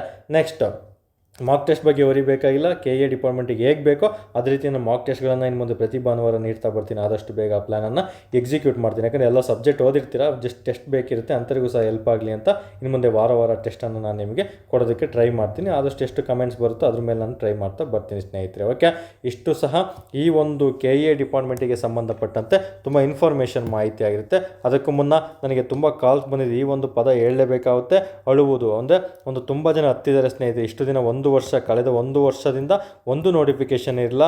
ಇಂಥ ಸಂದರ್ಭದಲ್ಲಿ ಓದೋಕ್ಕಾಗ್ತಿಲ್ಲ ಅಂತ ಅಳ್ತಿರೋರು ತುಂಬ ಜನ ಇದ್ದಾರೆ. ಅಳ್ತ್ಕೊಂಡೇ ಓದ್ಕೊಂಡು ಹೋಗ್ತಾ ಇದ್ದಾರೆ. ಇನ್ನು ಹತ್ಕೊಂಡು ಎಷ್ಟೋ ಜನ ಫೀಲ್ಡನ್ನು ಬಿಟ್ಟೋಗಿರೋರು ಸಹ ತುಂಬ ಇದ್ದಾರೆ. ಇನ್ನು ಹತ್ಕೊಂಡ್ಬಿಟ್ಟು ಎಷ್ಟೋ ಜನ ಹೆಣ್ಣುಮಕ್ಳು ಮದುವೆನೂ ಸಹ ಆಗೋಗಿದೆ ಸ್ನೇಹಿತರೆ. ಯಾಕಂದರೆ ಹೆಣ್ಮಕ್ಳಿಗೆ ಒಂದು ಮದುವೆ ಅನ್ನೋದು ಪ್ರೆಷರ್ ಇದ್ದೇ ಇರುತ್ತೆ ಒಂದು ಏಜ್ ಅಂತ ಬಂದಾಗ. ಹಾಗಾಗಿ ಆಲ್ಮೋಸ್ಟ್ ಹತ್ಕೊಂಡು ಈ 3 ಸನ್ನಿವೇಶಗಳನ್ನು ಕಳೆದ 1 ವರ್ಷದಿಂದ ನಾನು ಆಲ್ಮೋಸ್ಟ್ ಒಂದು 200-300 ಜನಕ್ಕೆ ಕಾಲ್ಸನ್ನು ಅಟೆಂಡ್ ಮಾಡಿದ್ದೆ. ಅಂದರೆ ಜಸ್ಟ್ ಇನ್ನೂ ತುಂಬ ಜನ ಕಾಲ್ ಮಾಡಿದರು, ಬಟ್ ಈ 3 ರೀಸನ್ ಹೇಳಿದವರು 200-300 ಜನ ಸ್ನೇಹಿತರೆ. ಸೊ ಹತ್ಕೊಳ್ತಾ ಏನಾದರೂ ಆಗಲಿ ಬಿಡು ಓದ್ಕೊಂಡ್ಬಿಡೋಣ ಅಂತ ತುಂಬ ಜನ ಓದ್ತಾ ಇದ್ರಿ. ಮತ್ತು ಮತ್ತು ಹತ್ಕೊಳ್ತಾ ತುಂಬ ಜನ ಫೀಲ್ಡನ್ನೇ ಎಕ್ಸಿಟ್ ಮಾಡಿದರೆ ಇನ್ನು ಮುಂದೆ ಓದೋಕ್ಕಾಗಲ್ಲ, ಕೆಲಸ ಮಾಡಲೇಬೇಕು, ಮನೆ ಜವಾಬ್ದಾರಿ ಇದೆ ಅಂತ. ಇನ್ನು ಎಷ್ಟೋ ಜನ ಫ್ಯಾಮಿಲಿ ಪ್ರೆಷರಿಂದ ಮದುವೆನೂ ಸಹ ಆಗಿದ್ದೀರಾ. ಅಂಥವ್ರು ಯಾರಾದರೂ ಈ ವಿಡಿಯೋ ನೋಡ್ತಾ ಇದ್ದರೆ ದಯವಿಟ್ಟು ಇವತ್ತೇ ಸ್ಟಿಕನ್ ಆಗಿ. ಮದುವೆ ಆಗಿದ್ರೂ ಪರವಾಗಿಲ್ಲ, ನೀವು ಹತ್ಕೊಂಡು ಫೀಲ್ಡ್ ಎಕ್ಸಿಟ್ ಮಾಡಿದ್ರೂ ಪರವಾಗಿಲ್ಲ, ಹತ್ಕೊಂಡು ಕಂಟಿನ್ಯೂಸ್ ಆಗಿ ಯಾರೆಲ್ಲ ಓದ್ತಾ ಇದ್ದೀರಾ ಎಲ್ಲರೂ ಸಹ ಪಾಸ್ ಆಗಲೇಬೇಕು. ಎಂಥ ಅಭ್ಯರ್ಥಿಗಳು ಪಾಸ್ ಆಗಬೇಕಂದ್ರೆ ನೀವು ಒಂದು ಮನಸ್ಸಿನಿಂದ ಒಳ್ಳೆ ವೇಯಲ್ಲಿ ಓದ್ತಾ ಇರಬೇಕು. ದೇವರು ಆವಾಗ ನಿಮಗೆ ಆಶೀರ್ವಾದ ಮಾಡೇ ಮಾಡ್ತಾನೆ ಸ್ನೇಹಿತರೆ. ನಮ್ಮೆಲ್ಲರ ಒಂದು ಬೇಡಿಕೆನೂ ಅದೇ ಆಗಿರುತ್ತೆ. ಯಾರು ಕಷ್ಟಪಡ್ತಾನೆ ಅವನಿಗಷ್ಟೇ ಉದ್ಯೋಗ ಸಿಗಬೇಕು. ನಾನು ಮುಂಚೆಯಿಂದನೇ ಹೇಳ್ತೀನಿ, ಯಾರಾದರೂ ಬೈಕೊಂಡ್ರೂ ಪರವಾಗಿಲ್ಲ, ಯಾರು ತುಂಬ ಸೀರಿಯಸ್ಸಾಗಿ ಇಷ್ಟು ದಿನ ಓದ್ತಾ ಇದ್ದಾನೆ ಕಂಟಿನ್ಯೂಸ್ ಆಗಿ, ಅಥವಾ ಮುಂಚೆ ಸೀರಿಯಸ್ಸಾಗಿ ಓದಿ ಸ್ವಲ್ಪ ದಿನ ಗ್ಯಾಪ್ ಆಗಿರೋರು ಮತ್ತೆ ಫೀಲ್ಡಿಗೆ ಬಂದು ಓದ್ತಾ ಇದ್ದೀರಾ, ಮತ್ತು ತುಂಬ ಬಡತನ ಇದೆ, ಅಂಥವ್ರಿಗೆ ಮಾತ್ರ ಆದಷ್ಟು ಬೇಗ ಕೆಲಸ ಆಗಲಿ. ಯಾಕಂದರೆ ಎಲ್ಲಿ ಸತತ ಪ್ರಾಮಾಣಿಕ ಪ್ರಯತ್ನ, ನಾನು ಯಾವಾಗಲೂ ಮೆನ್ಷನ್ ಮಾಡ್ತಿರ್ತೇನೆ ಟೆಲಿಗ್ರಾಮಲ್ಲಿ, ನಮ್ಮ ಗ್ರೂಪಲ್ಲಿ, ಎಲ್ಲಿ ಸತತ ಪ್ರಾಮಾಣಿಕ ಪ್ರಯತ್ನ ಇರುತ್ತೋ ಅಲ್ಲಿ ಮಾತ್ರ ಸಕ್ಸಸ್ ಅದು ಹೆಂಗಾದರೂ ಮಾಡಿ ಒಂದು ಲಿಸ್ಟು, ಸೆಕೆಂಡ್ ಲಿಸ್ಟು, ಥರ್ಡ್ ಲಿಸ್ಟಲ್ಲಾದರೂ ಸಿಕ್ಕೇ ಸಿಗುತ್ತೆ. ಅದಕ್ಕೆ ಉದಾಹರಣೆಗಳನ್ನು ಆಲ್ರೆಡಿ ತಿಳಿಸ್ಕೊಡಿದ್ದೀನಿ. ಅಬ್ದಿ ಅಕಾಡೆಮಿಯಿಂದ ಕಳೆದ ವರ್ಷದಲ್ಲಿ 200ಕ್ಕೂ ಪ್ಲಸ್ ಅಧಿಕ ಅಭ್ಯರ್ಥಿಗಳು ಪೊಲೀಸ್ ಕಾನ್ಸ್ಟೇಬಲ್, 5ಕ್ಕೂ ಪ್ಲಸ್ ಅಧಿಕ ಅಭ್ಯರ್ಥಿಗಳು sub inspector, village accountant, BMTC conductor, beat forester ಸಹ ಆಗಿದ್ದಾರೆ. ಸೊ ಎಲ್ಲ ಇಲಾಖೆಗೂ ಆಯ್ಕೆ ಆಗಿದ್ದಾರೆ. ಅವರೆಲ್ಲರೂ ಸಹ ನನ್ನ ಕಣ್ಮುಂದೆ ಶ್ರಮಜೀವಿಗಳೇ ಆಗಿರ್ತಾರೆ, ನನ್ನ ಅಭ್ಯರ್ಥಿಗಳಾಗಿರ್ತಾರೆ ಸ್ನೇಹಿತರೆ. ಸೊ ಎಲ್ಲರೂ ಸಹ ಮೈಂಡ್ಸೆಟ್ ತಿಳ್ಕೊಂಡೆ ನಾನು ಯಾವುದೇ ಒಂದು ಕ್ಲಾಸಸ್ ಆಗಿರ್ಬೋದು, ಮೆಂಟರಿಂಗ್ ಆಗಿರ್ಬೋದು, ಒಂದು ಮೋಟಿವೇಶನ್ ಆಗಿರೋದು ಮಾಡ್ತಾ ಬರ್ಬೋದು. ಯಾವುದೇ ಥರ ಬೇರೆ ಮೋಟಿವೇಶನ್ ಮಾಡೋಕ್ಕಾಗಲ್ಲ, ರಿಯಲ್ ಟೈಮ್ ಎಕ್ಸ್ಪೀರಿಯನ್ಸ್ ಮೋಟಿವೇಶನ್ನೇ ನಾನು ನಿಮಗೆ ನೀಡ್ತಾ ಬರ್ತೀನಿ. ಸೊ ಎಲ್ಲ ಥರ ಅಭ್ಯರ್ಥಿಗಳು ಯಾರೆಲ್ಲ ಪ್ರಾಮಾಣಿಕವಾಗಿ ಸತತವಾಗಿ ತುಂಬ ಡೆಪ್ತಾಗಿ ತುಂಬ ಚೆನ್ನಾಗಿ ಕ್ಲಿಯರ್ ಕಟ್ಟಾಗಿ ಓದ್ತಾ ಬಂದಿದ್ದೀರಾ, ಮತ್ತು ಪ್ರತಿದಿನ ಡಿವೋಷನಲ್ ಇರೋಕ್ಕೆ ಟ್ರೈ ಮಾಡಬೇಕು. ನೀವು ಇವತ್ತಿಂದ ಆದರೂ ಆಧ್ಯಾತ್ಮಿಕವಾಗಿ ಇರಬೇಕು. ಯಾಕಂದರೆ ಏನೋ ಮಾಡಿಕೊಂಡು ಹೆಂಗೋ ಓದ್ತಾ ಇದ್ದರೆ ನಾವು ಪ್ರಪಂಚದಲ್ಲಿ ಎಲ್ಲೋ ಕಳೆದೋಗಿದ್ದೀವಿ ಅನ್ನೋ ಥರ ಫೀಲ್ ಆಗ್ತಾ ಇರುತ್ತೆ. ಎಲ್ಲೋ ಕಳೆದೋಗಿದ್ದೀವಿ ಥರ ಒಂಥರ ಫೀಲ್ ಆಗಬಾರ್ದು ಅಂದರೆ ಪ್ರತಿದಿನ ಎದ್ದು ದೇವ್ರ ಮೇಲೆ ನಂಬಿಕೆ ಇರಲಿ ಬಿಡಲಿ, ದೇವರಿಗೆ ಕೈ ಮುಗಿಬೇಕು. ಇಫ್ ಇನ್ ಕೇಸ್ ದೇವ್ರ ಮೇಲೆ ನಂಬಿಕೆ ಇಲ್ವಾ, ಯೋಗ ಮಾಡಿ ಕಾನ್ಸಂಟ್ರೇಷನ್ ಇರಬೇಕು. 20 ನಿಮಿಷ ನಿಮ್ಮ ಮೈಂಡಲ್ಲಿ ಏನು ಓಡಲೇಬಾರ್ದು. ಆ ರೀತಿ ಕೂತ್ಕೊಂಡಿದ್ದೀರಾ ಅಂದರೆ ನೀವು 100% ಯೋಗ ಮಾಡ್ತಾ ಇದ್ದೀರಾ, ನಿಮ್ಮ ಮೈಂಡ್ ವರ್ಕ್ ಆಗ್ತಿದೆ ಅಂತ ಅರ್ಥ. ಇಷ್ಟು 20 ನಿಮಿಷ ಕಂಟಿನ್ಯೂಸ್ ಆಗಿ ಕೂರೋಕ್ಕಾಗ್ತಿಲ್ಲ ಅಂದರೆ ದೇವ್ರದ್ದು ಒಂದು ಭಯ ಇರಬೇಕು ಸ್ನೇಹಿತರೆ. ಆಧ್ಯಾತ್ಮಿಕವಾಗಿ ಅದ್ರಲ್ಲಿ ಮುಳುಗಬೇಕು, ನನಗೆ ಆಗಲೇಬೇಕು ಅಂತ ಹೇಳ್ಬಿಟ್ಟು ನೀವು ಮುಳುಗಿದ್ದೆ ಆದಲ್ಲಿ ಖಂಡಿತ ನಿಮಗೆ ಸಕ್ಸಸ್ ಸಿಗುತ್ತೆ. ಅದಕ್ಕೆ ಒಂದು ಉದಾಹರಣೆ ನಮ್ಮ ಮಮತಾ ಅಂತ ಇದ್ದಾರೆ. ಸೊ ಅವರು PC ಆಗಿದ್ದರು. ಓಕೆ, PC ಆಗಿ ಸೆಲೆಕ್ಟ್ ಆಗಿರಿ. ಇನ್ನು PSA ಸೆಕೆಂಡ್ ಲಿಸ್ಟಲ್ಲಿ ಆಯಿತು. ನಾನು ಇನ್ನೂ ಅಪ್ಲೋಡ್ ಮಾಡಿಲ್ಲ ಟೆಲಿಗ್ರಾಮ್ಗೆ, ಇವತ್ತು ನಾಳೆ ಅಪ್ಲೋಡ್ ಮಾಡ್ತಾ ಬರ್ತೀನಿ. ಇತ್ತೀಚಿನ ಸೆಕೆಂಡ್ ಲಿಸ್ಟ್ 545 ಅವರು HKಯಲ್ಲಿ PSAಗೂ ಸಹ ಸೆಲೆಕ್ಟ್ ಆಗಿದ್ದಾರೆ. ಜಸ್ಟ್ ಮದುವೆ ಆಗಿ ಒಂದೇ ತಿಂಗಳಿಗೆ ಅವ್ರ ಗಂಡ ಧಾರವಾಡಿಗೆ ನೀನು ಓದ್ತೀಯ ಚೆನ್ನಾಗಿ, ನೀನು ಡ್ರೀಮ್ ಬಿಡಬೇಡ ಅಂತ ಹೇಳ್ಬಿಟ್ಟು ಮದುವೆ ಆಗಿ 1 ತಿಂಗಳಿಗೆ ಧಾರವಾಡಿಗೆ ಕಳಿಸಿದ್ರು ಸ್ನೇಹಿತರೆ. ಅವರು PC ಸಹ ಆಯಿತು. ಅದು PC ಯಾವಾಗ ಆಯಿತು, ಇದನ್ನು ಸಹ ಅಷ್ಟೇ ಸೆಕೆಂಡ್ ಲಿಸ್ಟಲ್ಲಿ PC ಆಯಿತು. ಅವಳು ಸಹ ಫಸ್ಟ್ ಲಿಸ್ಟಲ್ಲಿ ಆಗಿಲ್ಲ ಅಂತ ಬೇಜಾರಾಗಿ ನನಗೆ ಮೆಸೇಜ್ ಮಾಡ್ತಾರೆ. ನಮ್ಮ ಎಲ್ಲ ಬ್ಯಾಚಲ್ಲಿ ಇದ್ದಾರೆ. ಆಪರೇಷನ್ 100, ಆಪರೇಷನ್ 2 ಸ್ಟಾರ್ 2 ನಕ್ಷತ್ರ ಬ್ಯಾಚಲ್ಲೂ ಸಹ ಅವರು ಇದ್ದರು ಕಳೆದ ವರ್ಷ. ಸೊ ಅದಾದಮೇಲೆ ಸೆಕೆಂಡ್ ಲಿಸ್ಟಲ್ಲಿ PC ಆಯಿತು. ಅವ್ರು ಹೇಳಿದ್ದೆ 100% ಅವ್ರು ಯಾವಾಗಲೂ ಅಷ್ಟೇ ರಾಯರ ಪಿಕ್ಕನ್ನು ಹಾಕ್ತಾ ಇರ್ತಾರೆ. ರಾಯರಿದ್ದಾರೆ ಅಂತ ನಾನು ಹೇಳ್ತಿದ್ದೆ, 100% ರಾಯರಿದ್ದಾರೆ, ನಿಮಗೆ ಜಾಬ್ ಆಗೇ ಆಗುತ್ತೆ ಅಂತ. ಫಸ್ಟ್ PC ಆಯಿತು. ಅದಾದಮೇಲೆ ಹೇಳ್ತಿದ್ದೆ ಇನ್ನೂ ನಂಬಿಕೆ ಬಿಡಬೇಡಿ, ಸೆಕೆಂಡ್ ಲಿಸ್ಟಲ್ಲಿ ನಿಮ್ದು ಆಗೇ ಆಗುತ್ತೆ ನೋಡಿ PSA ಅಂತ ಹೇಳಿದೆ. 100% ರಾಯರಿದ್ದಾರೆ ಅಂತ ಮತ್ತೊಮ್ಮೆ PSA ಆಗೋದ್ರ ಮೂಲಕ ಪ್ರೂವ್ ಮಾಡಿದರು ಸ್ನೇಹಿತರೆ. ಹಾಗಾಗಿ ದೇವರು 100% ಇದ್ದೇ ಇರ್ತಾನೆ. ಅವರು ವ್ಯಕ್ತಿಗತವಾಗಿ ಅಥವಾ ಮೂರ್ತಿ ರೂಪದಲ್ಲಿ ಇಲ್ಲದಿದ್ದರೂ ಪರವಾಗಿಲ್ಲ, ಬಟ್ ಆಧ್ಯಾತ್ಮಿಕವಾಗಿದ್ದಾರೆ. ನಮ್ಮ ಸರೌಂಡಿಂಗು ಪಾಸಿಟಿವ್ ವೈಬ್ಸ್ ಆಗಿರ್ತಾರೆ. ಆ ಪಾಸಿಟಿವ್ ವೈಬ್ಸನ್ನು ನೀವು ಅಳವಡಿಸಿಕೊಂಡಿದ್ದಲ್ಲಿ, ನಿಮ್ಮ ಒಂದು ಮನಸ್ಸಿನಲ್ಲಿ ಇಟ್ಕೊಂಡಿದ್ದೆ ಆದಲ್ಲಿ ಖಂಡಿತ ಸಕ್ಸಸ್ ಸಿಕ್ಕೇ ಸಿಗುತ್ತೆ ಸ್ನೇಹಿತರೆ. ಅದರ ಜೊತೆಗೆ ಅಬ್ದಿ ಏನು ಮಾಡಬೇಕು ನಿಮ್ಮ ಸಕ್ಸಸ್ಗೋಸ್ಕರ ಅಷ್ಟು ಸಹ ಮಾಡ್ತಾ ಇರುತ್ತೆ. ಜ್ಞಾನ ಬೆಳಗುವ ಸಾಗರ ಅಂತ ನಾವು ಟೈಟಲ್ ಇಟ್ಟಿರೋದೆ ಅದಕ್ಕೆ ಸ್ನೇಹಿತರೆ. ಸೊ ಎಲ್ರಿಗೂ ಸಹ ಶುಭವಾಗಲಿ, ಭಯ ಪಡ್ಕೊಳ್ಳೋಂಥ ಅವಶ್ಯಕತೆ ಇಲ್ಲ. ಈ ವಿಡಿಯೋ 100% ನಿಮಗೆ ಇಷ್ಟ ಆಗಿರುತ್ತೆ ಅಂತ ನಾನು ಭಾವಿಸ್ತಾ ಇದ್ದೀನಿ. ಇಷ್ಟ ಆಗಿದೆ ದಯವಿಟ್ಟು ಲೈಕ್, ಕಮೆಂಟ್ ಮತ್ತು ಶೇರ್ ಮಾಡ್ತಾ ಬನ್ನಿ. ಕಮೆಂಟ್ ಮಾಡೋದನ್ನು ಮರಿಬೇಡಿ ಸ್ನೇಹಿತರೆ. ಜೊತೆಗೆ ಇನ್ನೂ ಇಷ್ಟ ಆಯ್ತಾನೆ ಇತರರಿಗೆ ಶೇರ್ ಮಾಡ್ತಾ ಬನ್ನಿ. ಯಾರೆಲ್ಲ ನಮ್ಮ ಟೆಲಿಗ್ರಾಮ್ ಗ್ರೂಪಿಗೆ ಹೊಸದಾಗಿ ನೋಡ್ತಾ ಇದ್ದೀರಾ, ಈ ಥರ ಸರ್ಚ್ ಕೊಟ್ಟರೆ ಟೆಲಿಗ್ರಾಮ್ ಗ್ರೂಪಲ್ಲಿ ಸರ್ಚಲ್ಲಿ ಸಿಗ್ತಾ ಬರುತ್ತೆ. ಅಥವಾ ಲಿಂಕ್ ಕಳಿಸಿ ಅಂತ ಈ ನಂಬರಿಗೆ ವಾಟ್ಸಪ್ ಅಥವಾ ಟೆಲಿಗ್ರಾಮಲ್ಲಿ ಮೆಸೇಜ್ ಹಾಕಿರಿ, ಟೆಲಿಗ್ರಾಮ್ ಲಿಂಕ್ ಕಳಿಸಿ ಅಂತ. ನಾನು ಲಿಂಕನ್ನು ಸಹ ನಿಮಗೆ ಕಳಿಸ್ಕೊಡ್ತಾ ಬರ್ತೀನಿ. ಅಥವಾ ಏನಾದರೂ ಎನ್ಕ್ವೈರಿ ಡೌಟ್ ಇತ್ತಂದರೆ ಈ ನಂಬರಿಗೆ ನೀವು ಡೈರೆಕ್ಟಾಗಿ ಕಾಲ್ ಮಾಡಿ ಅಥವಾ ಮೆಸೇಜ್ ಮೂಲಕ ತಿಳಿಸ್ಕೊಡ್ತಾ ಬರ್ಬೋದು ಸ್ನೇಹಿತರೆ. ನಾನು ರಿಪ್ಲೈ ಕೊಡ್ತಾ ಬರ್ತೀನಿ ನಿಮಗೆ. ಓಕೆ, ದಯವಿಟ್ಟು ಹೇಳಿದ್ನಲ್ಲ ಇದನ್ನು ಪಾಲಿಸ್ತಾ ಬನ್ನಿ. 21 ಡೇಸ್ ಅಷ್ಟೇ. ನೀವು ಯಾವುದೇ ಪ್ಲ್ಯಾನ್ ಹಾಕೊಳ್ಳಿ, 21 ದಿನ ಆ ಪ್ಲ್ಯಾನಿಗೆ ತಕ್ಕಂತೆ ನೀವು ಕೆಲಸ ಮಾಡಿದ್ದೆ ಆದಲ್ಲಿ ಖಂಡಿತ ನಿಮಗೆ ಸಕ್ಸಸ್ ಸಿಕ್ಕೇ ಸಿಗುತ್ತೆ. ಆ 21 ದಿನ ಡಿಸ್ಟ್ರಾಕ್ಷನ್ ಮಾತ್ರ ಆಗಬಾರ್ದು. ಕಂಟಿನ್ಯೂಸ್ 21 ದಿನ ಟ್ರೈ ಮಾಡಿ ನೀವು ಓದೋದಕ್ಕೆ, ಖಂಡಿತ ಸಿಗುತ್ತೆ. ನಾನು ಯಾವಾಗಲೂ ನಮ್ಮ ವೈಯಕ್ತಿಕ ಮಾರ್ಗದರ್ಶನ PDF ನಾನು ಟೈಮ್ ಟೇಬಲ್ ಯಾವತ್ತೂ ಹಾಕ್ತೀನಿ ಸರಸ್ವತಿ ಮಂತ್ರವನ್ನು. ಆ ಸರಸ್ವತಿ ಮಂತ್ರವನ್ನು ಎಷ್ಟೋ ಜನ ಓದ್ಕೊಂಡಿದ್ದು PC ಸಹ ಆಗಿದ್ದಾರೆ, PSAನೂ ಸಹ ಆಗಿದ್ದಾರೆ. ಸೊ ಎಲ್ಲನೂ ಸಹ ವರ್ಕೌಟ್ ಆಗುತ್ತೆ. ನಾವೇನೆಲ್ಲ ಓದಿ ಪಾಸ್ ಆಗೋದಕ್ಕೆ ನಾವು ಪ್ರಯತ್ನ ಪಟ್ವಿ, ಅದೇ ಅಂಶಗಳನ್ನು ನಾನು ನಿಮಗೆ ತಿಳಿಸ್ಕೊಡ್ತಾ ಬರ್ತಿದ್ದೀನಿ. ಸೊ ಕಣ್ಮುಂದೆ ನಾವಿದ್ದೀವಿ, ನಾನಾಗಿರ್ಬೋದು, ನಮ್ಮ ವೈಫ್ ತ್ರಿವೇಣಿ ಆಗಿರ್ಬೋದು, ಅವರು ಸಹ 4-5 ಜಾಬ್ ತೊಗೊಂಡಿದ್ರು. ಓಕೆ, ನಮ್ಮದು ಸಹ ತುಂಬ ವೆರಿಫಿಕೇಷನ್ ಸಹ ಹೋಗಿದ್ದು ಮತ್ತು ಪಾಸು ಸಹ ಆಗಿದ್ದು ಸ್ನೇಹಿತರೆ. ಹಾಗಾಗಿ ನೆನಪಲ್ಲಿ ಇಟ್ಕೊಳ್ಳಿ, ಎಲ್ಲನೂ ಸಹ ವರ್ಕೌಟ್ ಆಗೋದನ್ನೇ ಹೇಳ್ಕೊಡ್ತಾ ಬರ್ತೀನಿ. ಅದನ್ನು ನೀಟಾಗಿ ಪಾಲಿಸ್ಕೊಳ್ತಾರೆ, ಎಲ್ಲೂ ಆಟಿಟ್ಯೂಡನ್ನು ಇಟ್ಕೋಬಾರ್ದು. ಕಾಂಪಿಟೇಟಿವ್ ಫೀಲ್ಡಲ್ಲಿ ಈಗೋ ಇರಬಾರ್ದು, ಆಟಿಟ್ಯೂಡ್ ಇರಬಾರ್ದು. ನಿಮ್ಗೆ ಏನಾದರೂ ಗೊತ್ತಿಲ್ವೋ ಪಕ್ಕದಲ್ಲಿ ಯಾರೇ ಇರಲಿ ಅದನ್ನ ಕೇಳಿ ತಿಳ್ಕೊಳ್ಳಿ. ಮುಖ್ಯ ಒಳ್ಳೆ ಉದ್ದೇಶ ಇಟ್ಕೊಂಡು ಯಾರನ್ನಾದರೂ ಮಾತಾಡಿಸಿ ಅದರಿಂದ ಪಾಸಿಟಿವ್ ಆಗಿ ನೀವು ಅವರಿಂದ ಇನ್ಫಾರ್ಮೇಷನ್ನ ತೊಗೊಳ್ಳಿ. ನಿಮ್ಮಲ್ಲಿರುವಂಥ ಪಾಸಿಟಿವ್ ಇನ್ಫಾರ್ಮೇಷನ್ ಅವ್ರಿಗೆ ಕೊಡಿ. ಮ್ಯೂಚುವಲ್ ಅಂಡರ್ಸ್ಟ್ಯಾಂಡಿಂಗಲ್ಲಿ ಡಿಸ್ಕಷನನ್ನು ಮಾಡ್ತಾ ಬನ್ನಿ. ಒಳ್ಳೆ ವೇಯಲ್ಲಿ ಕಾಂಪಿಟೇಟಿವ್ ಫೀಲ್ಡಲ್ಲಿ ಹೆಜ್ಜೆ ಇಡಿ, ಅದನ್ನು ಮುಂದುವರಿಸಿ. ಖಂಡಿತ ನಿಮಗೆ ಸಕ್ಸಸ್ ಸಿಗುತ್ತೆ ಅಂತ ಹೇಳ್ಬಿಟ್ಟು ಈ ಒಂದು ಕ್ಲಾಸಸನ್ನು ಮುಗಿಸ್ತಾ ಇದ್ದೀನಿ. ದಯವಿಟ್ಟು ವಿಡಿಯೋ ಇಷ್ಟ ಆಗಿದ್ದರೆ ಅಥವಾ ಬೇರೆ ಏನಾದರೂ ಚೇಂಜಸ್ ಬೇಕಂದರೆ, ಏನಕ್ಕೆ ಇಷ್ಟ ಆಯಿತು ಅಂದರೆ ಅಥವಾ ಮುಂದೆ ಏನು ಕ್ಲಾಸ್ ಮಾಡಬೇಕು, ಯಾವ ಟಾಪಿಕ್ ಎಕ್ಸ್ಪ್ಲೇನ್ ಮಾಡಬೇಕಂತ ಕಮೆಂಟ್ ಮಾಡ್ತಾ ಬನ್ನಿ ಸ್ನೇಹಿತರೆ. ಖಂಡಿತ ನಾನು ನಿಮಗೆ ತಿಳಿಸ್ಕೊಡ್ತಾ ಬರ್ತೀನಿ. ಆಲ್ಮೋಸ್ಟ್ 1 ಗಂಟೆ 10 ನಿಮಿಷ ನನ್ನ ಒಂದು ಇತಿಹಾಸ, ಒಂದು ಕೆರಿಯರಲ್ಲೇ ಇದೇ ಲೆಂತೆಸ್ಟ್ ವೀಡಿಯೋ ಆಗಿರುತ್ತೆ. ಸೊ ಎಲ್ರಿಗೂ ಯೂಸ್ ಆಗಲಿ ಅಂತ ಹೇಳ್ಬಿಟ್ಟು ತುಂಬ ಪ್ರಿಪೇರ್ ಆಗಿಬಿಟ್ಟು, ಎಷ್ಟೇ ಕಷ್ಟ ಇದ್ರೂ ಸಹ, ಕೆಲಸ ಇದ್ರೂ ಸಹ ಆ ಕೆಲಸವನ್ನು ಬಿಟ್ಬಿಟ್ಟು ನಿಮಗೆ ಆದಷ್ಟು ಬೇಗ ಇವತ್ತಿಂದನೇ ಕೂತ್ಕೊಂಡು ಯಾವುದೇ ಕಾರಣಕ್ಕೂ ಆತಂಕ ಪಡಬಾರ್ದು. ಹುಡುಗರು ಇವತ್ತಿಂದ ಕಾನ್ಫಿಡೆಂಟಿಂದ ಓದಲಿ ಅಂತ ಹೇಳ್ಬಿಟ್ಟು ಈ ಒಂದು ಕ್ಲಾಸಸನ್ನು ಮಾಡಿ ಇಷ್ಟು ಓದ್ಕೊಳ್ಳಿ. ಇದು ಜಸ್ಟ್ ಮೊದಲ ಅಧ್ಯಾಯ, ಪಾಠನ್ನು ತಿಳಿಸ್ಕೊಟ್ಟಿದ್ದೀನಿ. ಬೇಸಿಕ್ಕಾಗಿ ನಿಮಗೆ ಇವತ್ತು ಎನರ್ಜಿ ಕೊಡೋದಕ್ಕೆ ಈ ವಿಡಿಯೋ ಮಾಡಿದ್ದೀನಿ.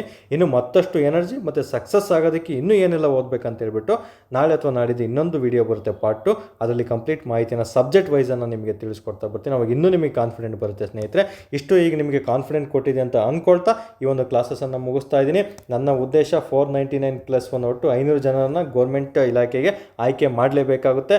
ಅದಕ್ಕೆ ನನ್ನ ಎಫರ್ಟ್ ಅಂತ ಯಾವಾಗಲೂ ಇರುತ್ತೆ. ನಿಮ್ಮ ಒಂದು ಕೈ ಸೇರಿಸಿದರೆ, 2 ಕೈ ಸೇರಿದ್ರೆ ಚಪ್ಪಾಳೆ ಆಗುತ್ತೆ. ನಿಮ್ಮ ಕೈ ಯಾವತ್ತೂ ನನಗೆ ಇರುತ್ತೆ, ಮತ್ತು ನನ್ನ ಒಂದು ಬೆಂಬಲ ಯಾವತ್ತೂ ನಿಮಗಿರುತ್ತೆ, ಮತ್ತು ನಿಮ್ಮ ಒಂದು ಸಹಕಾರ ನನ್ನ ಮೇಲೆ ಯಾವತ್ತೂ ಇರುತ್ತೆ. ನಿಮ್ಮ ಆಶೀರ್ವಾದ ಮತ್ತು ನನ್ನ ಆಶೀರ್ವಾದ ಇಬ್ಬರ ಮೇಲೂ ಸಹ ನಾವು ಪಡ್ಕೊಳ್ತಾ, ದೇವರಲ್ಲಿ ಪ್ರಾರ್ಥನೆಯನ್ನು ಮಾಡ್ಕೊಳ್ತಾ, ಇವತ್ತಿಂದ ಸೀರಿಯಸ್ ಆಗಿ ಓದ್ಕೊಳ್ತಾ ಬನ್ನಿ. ಖಂಡಿತ ನಿಮಗೆ ಸಕ್ಸಸ್ ಆಗೇ ಆಗುತ್ತೆ ಅಂತ ಹೇಳ್ಬಿಟ್ಟು ಈ ಕ್ಲಾಸಸನ್ನು ಮುಗಿಸ್ತಾ ಇದ್ದೀನಿ ಸ್ನೇಹಿತರೆ. ಎಲ್ರಿಗೂ ಸಹ ಶುಭವಾಗಲಿ. ಮತ್ತೊಮ್ಮೆ ಪ್ರಸನ್ನ ಕುಮಾರ್ ಸರ್ಗೆ ಧನ್ಯವಾದವನ್ನು ಹೇಳ್ತಾ ಈ ಒಂದು ಕ್ಲಾಸಸನ್ನು ಮುಗಿಸ್ತಾ ಇದ್ದೀನಿ. ಧನ್ಯವಾದಗಳು, ಶುಭವಾಗಲಿ.